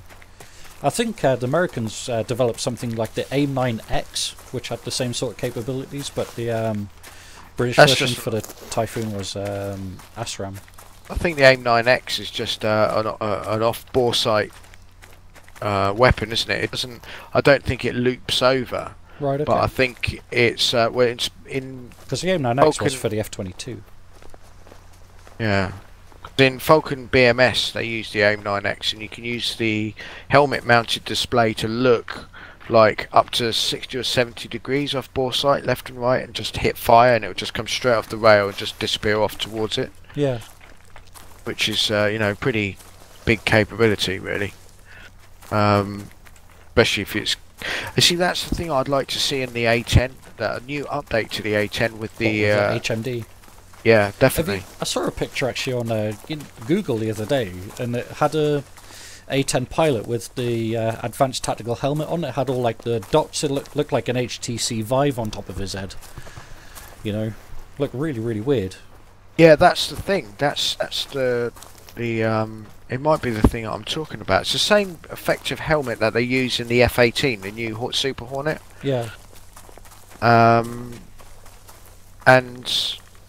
Is it They've like added laser that sensors or something on the helmet to track head movement or something? Oh, I guess so. I guess it's a similar sort of thing. You know, your Oculus or your Vive actually, you know, uses that similar sort of technology. Hmm. You know, guy's head's probably bathed in infrared somehow, and you know, it just detects, you know, the direction he's looking. You're a helicopter guy. Do you remember the RAH-66 Comanche? Yeah. Yeah, because they had a like a bug-eyed head-up mounted display on the goggles, didn't they? So they put their goggles on, and then they saw like a complete outside virtual view. Yeah. So that they weren't inside the cockpit anymore; they were out and kind of around the outside of the helicopter, so they could look anywhere and see that point from the cameras around the helicopter. And I thought that was absolutely awesome. You know, like proper cool piece of kit. Well, that was that technology is used in the F-35, isn't it? Yeah, similar. Yeah. Does the F-35 use LADAR or laser ranging radar? I couldn't tell you. Right. Okay. I don't know. I think it's I don't think it's pulse Doppler. I think it's something else. I think it's. I think I heard that they were trialing laser ranging radar, so they have like sensors around the whole of the aircraft, and it can draw like a 360-degree bubble around the plane for detection. Which is a proper funky piece of kit. You know, it sounds pretty sci-fi, but you know, if they got you think that the radar in the F-16, I think it's the ANPG-68. Yeah. That when a plane or a jet was flying head-on towards it, it had the ability to be able to tell the type of plane it was. Now, I always get this wrong, and somebody will probably be able to correct me, but it used the inlet, the actual the turbine. The turbine inlet, that's the word, to be able to help identify and classify what the plane was. Wow, okay. When you look on radar for it, I mean, certainly in BMS, and I don't know how accurate this is, it gives you like an NCTR response, like they call it non-cooperative radar something. Can't remember the acronym, but basically it gives you the ability to tell friend from foe, not through only just the use of a IFF. Yeah. That's really cool. But that was because they knew it know the spacing of the. That's it. It know the spacing of the turbines. So like if you individual got fan blades. Yeah, but it would only if it had a front-on profile. So from a Su-27 to a MiG-29, it would be able to roughly tell in like a single target track mode what it was. Obviously, if it's in range or track while scan, I guess it's a different thing. But when it's actually in single target track, when all the radar energy is pointing towards that one target, it would be able to identify. That's really cool. Have you ever seen a Doppler radar in STT? Like how it moves? It doesn't, does it? It just it's like a flashlight, or does it move just really quickly? It moves really quickly. I saw it on them doing tests on the Tornado F3, like radar tests, and they had the radar kind of going like left to right, left to right, left to right, left to right, and it kind of goes up left to right, and then middle left to right, and then down left to right. Like a bar scan. Yeah, when they go STT, the things, it's really hard to describe. I'm kind of doing it with my hand, expecting you to be able to see it, because I'm not fucking strange. Like this. Yeah, it's like this. You know, it's just kind of, you know, like looking at like the target just bouncing backwards and forwards really quickly. Yeah. You know, and it's a proper weird thing to see. I guess what it does is if it stares straight at it, then it still needs to have like a little bit of Doppler shift. So I guess by actually shifting it left and right slightly, it can detect the movement against the background noise. Yeah. So Yeah, it it's kind of probably gets was. a slightly different angle on it all the time. I don't know. I mean, God knows. It's just Interesting stuff, proper though. funky piece of kit. Yeah. But I mean, a lot of the capabilities of the F3 radar, I think, are still classified, even though the thing's been decommissioned. You know, like how many targets it could track at ranges and things like that. Probably because a lot of the legacy hardware that's used in it is technology has been transferred over onto newer stuff. So you know, even though some of it's old, it's still relevant. I know that they were talking about the F-16 again. I know that they were looking at upgrading the radar and using a cut down or similar version to the F-33, F-32, 33. What did I say? F-32. Yeah. The 33 or 32? I can't remember. The VTOL one. F-33, isn't it? Oh, F-35. F-35. Joint God, Strike what am I Fighter. talking about? Another bloody senior moment. Yeah, the Joint Strike Fighter. So yeah, using a similar, because they did I can walk off this. Fucking hell! I didn't realise this was. Yeah, there's no handrails on this. And the gaps between these beams are really big too. I hope the train doesn't come. See, if this was in VR right now, I would probably be a little bit weird about this. Yeah. I'm getting jelly leg just looking at me screen. Yeah, I know. I'll getting just look up. The shake. Yeah, I can't see the ground, and I'm fine with that. Yeah. It's like, ooh, that does actually make me start going a bit cross-eyed. I don't like that. Yeah. No. Oh, yeah. I get like a little sort of hot feeling that goes up the middle of my spine. I get exactly the same thing. It's like, I'm not comfortable with this. So we must have crossed that down there on the north side, yeah. A long time ago. About 3 or 4 episodes ago. Yeah. Ah, there's a muskie down there. Wonder what the range on him is.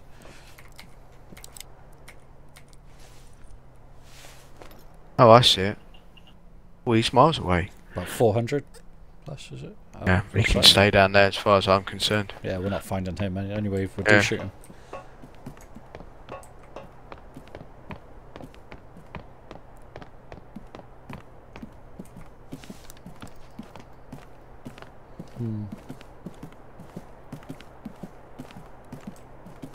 Yeah, radar technology and how it works has always fascinated me. Just the mechanics of it and how people work it out. And you know, I've always, you know what I mean? Like there was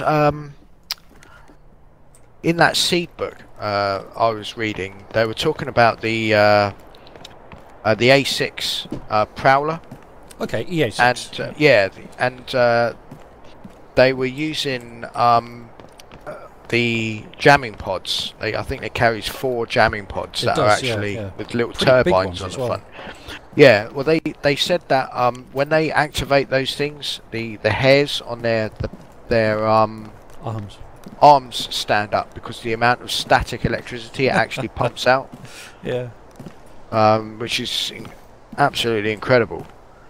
So, you know, stood in front of an active radar, you know, you wouldn't be having kids.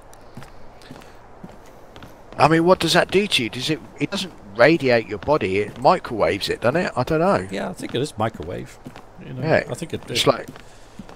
Yeah, it makes sure that you don't have children again. Yeah. We're sterilising. Yeah.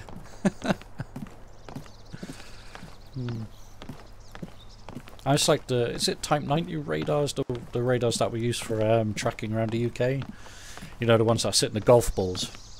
Yeah. I know you can't get you can't go anywhere near those when they're turned on.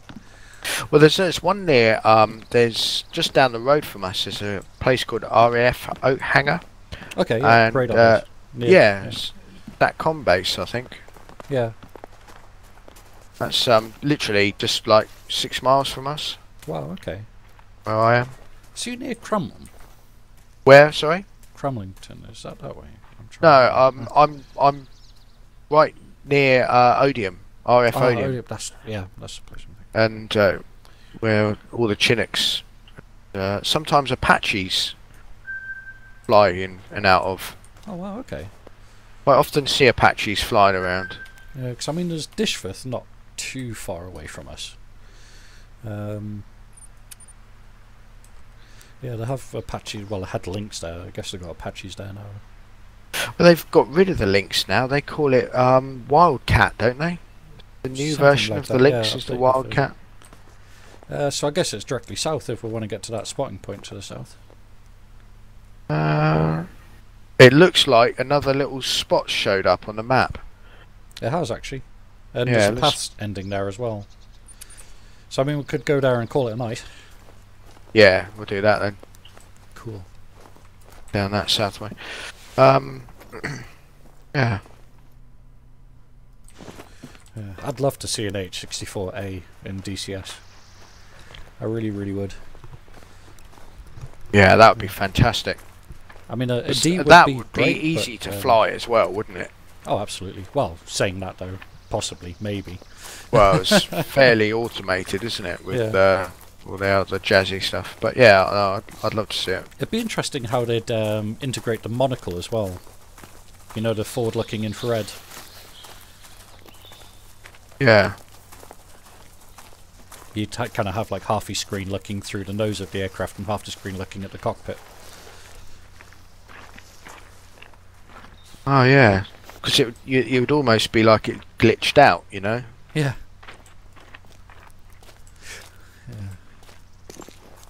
Well, that thing is designed to be stealthy as well as fast and manoeuvrable. So. What, AH-64? Yeah. Oh no, the AH-64. I was thinking of the Comanches. Oh no, not the 66 or 64. The Oh okay. Yeah, I mean, they'll never do a 66 because that never even kind of got out of prototypes phase, did it? The Americans decided to scrap it off and go for Predators instead. So, you know, bar humbug.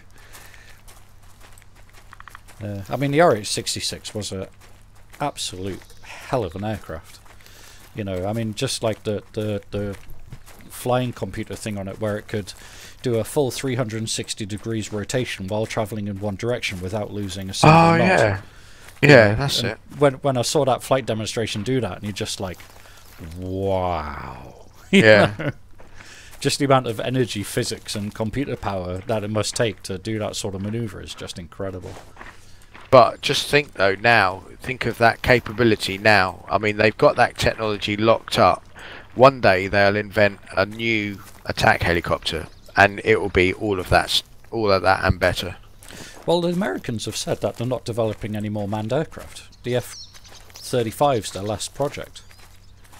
After that, they're just solely going to be concentrating on UCAVs, which is, you know, like Predators, Reapers, and then into like the next generation of, you know, like the diamond-shaped things. Oh yeah. Which That's sucks. pretty crazy, really. Well, Takes I mean, man in the loop sort of things. I know that like digital encryption's really good these days and stuff like that, but I mean, with UCAVs, I'm sure that an enemy will find an intelligent way of blocking, you know, digital communication, so that, you know, all of a sudden you're sending all your drones over, and all of a sudden they then belong to them. Well, they'll be creating missiles to take satellites out. Well, they already have them, don't they? I remember the F-15s had one, didn't it? It used it. They did. I mean, there's was it ISS has to change its height every so often because of AUT cloud that goes from Russians using a air-launched missile to destroy one of their own satellites a few years ago.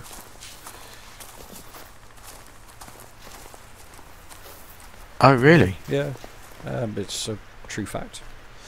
There's like an AUT cloud of junk that that the ISS intersects every kind of, I think it's month or every few months, so it has to alter its altitude so it doesn't get smacked by it. God. Yeah. Crazy. Pretty crazy. And then when you watch films like Gravity, you're just like, yeah, that could happen. Yeah. Even though Gravity was, you know, pretty out there.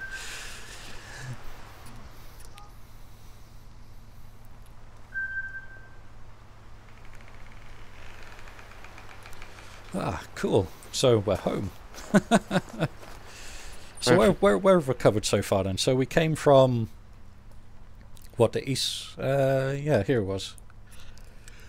Oh, not tired at all. So we started at Mammon Tundra.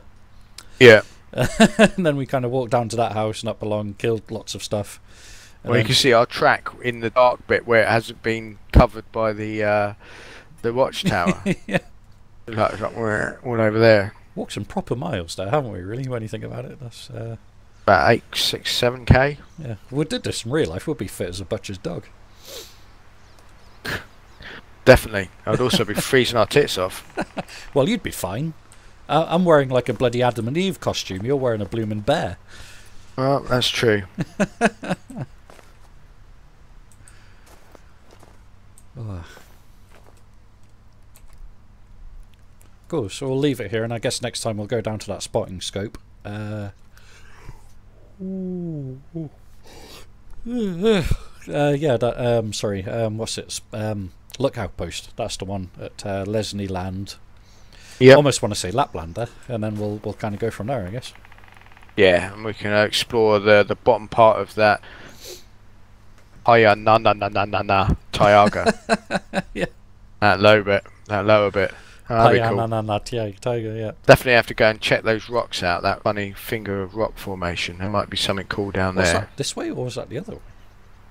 Well, that was when we were at that outpost just. Oh yeah, further looking down this way. Yeah. Yeah. I guess that could be them to the southeastern corner of the map then. Yeah, it's like got two little sort of edges. Yeah. We have to go down there and check that out. Yeah, that could be fun. Give Yeah. that a go. Cool. So I'll say thank you very much to everybody in YouTube land that's been joining in tonight. Been lots of kind of discussions and conversations and stuff going on now, which is awesome. And we'll kind of do this again, you know, in a few days, I guess. Maybe see what happens. Yeah, definitely.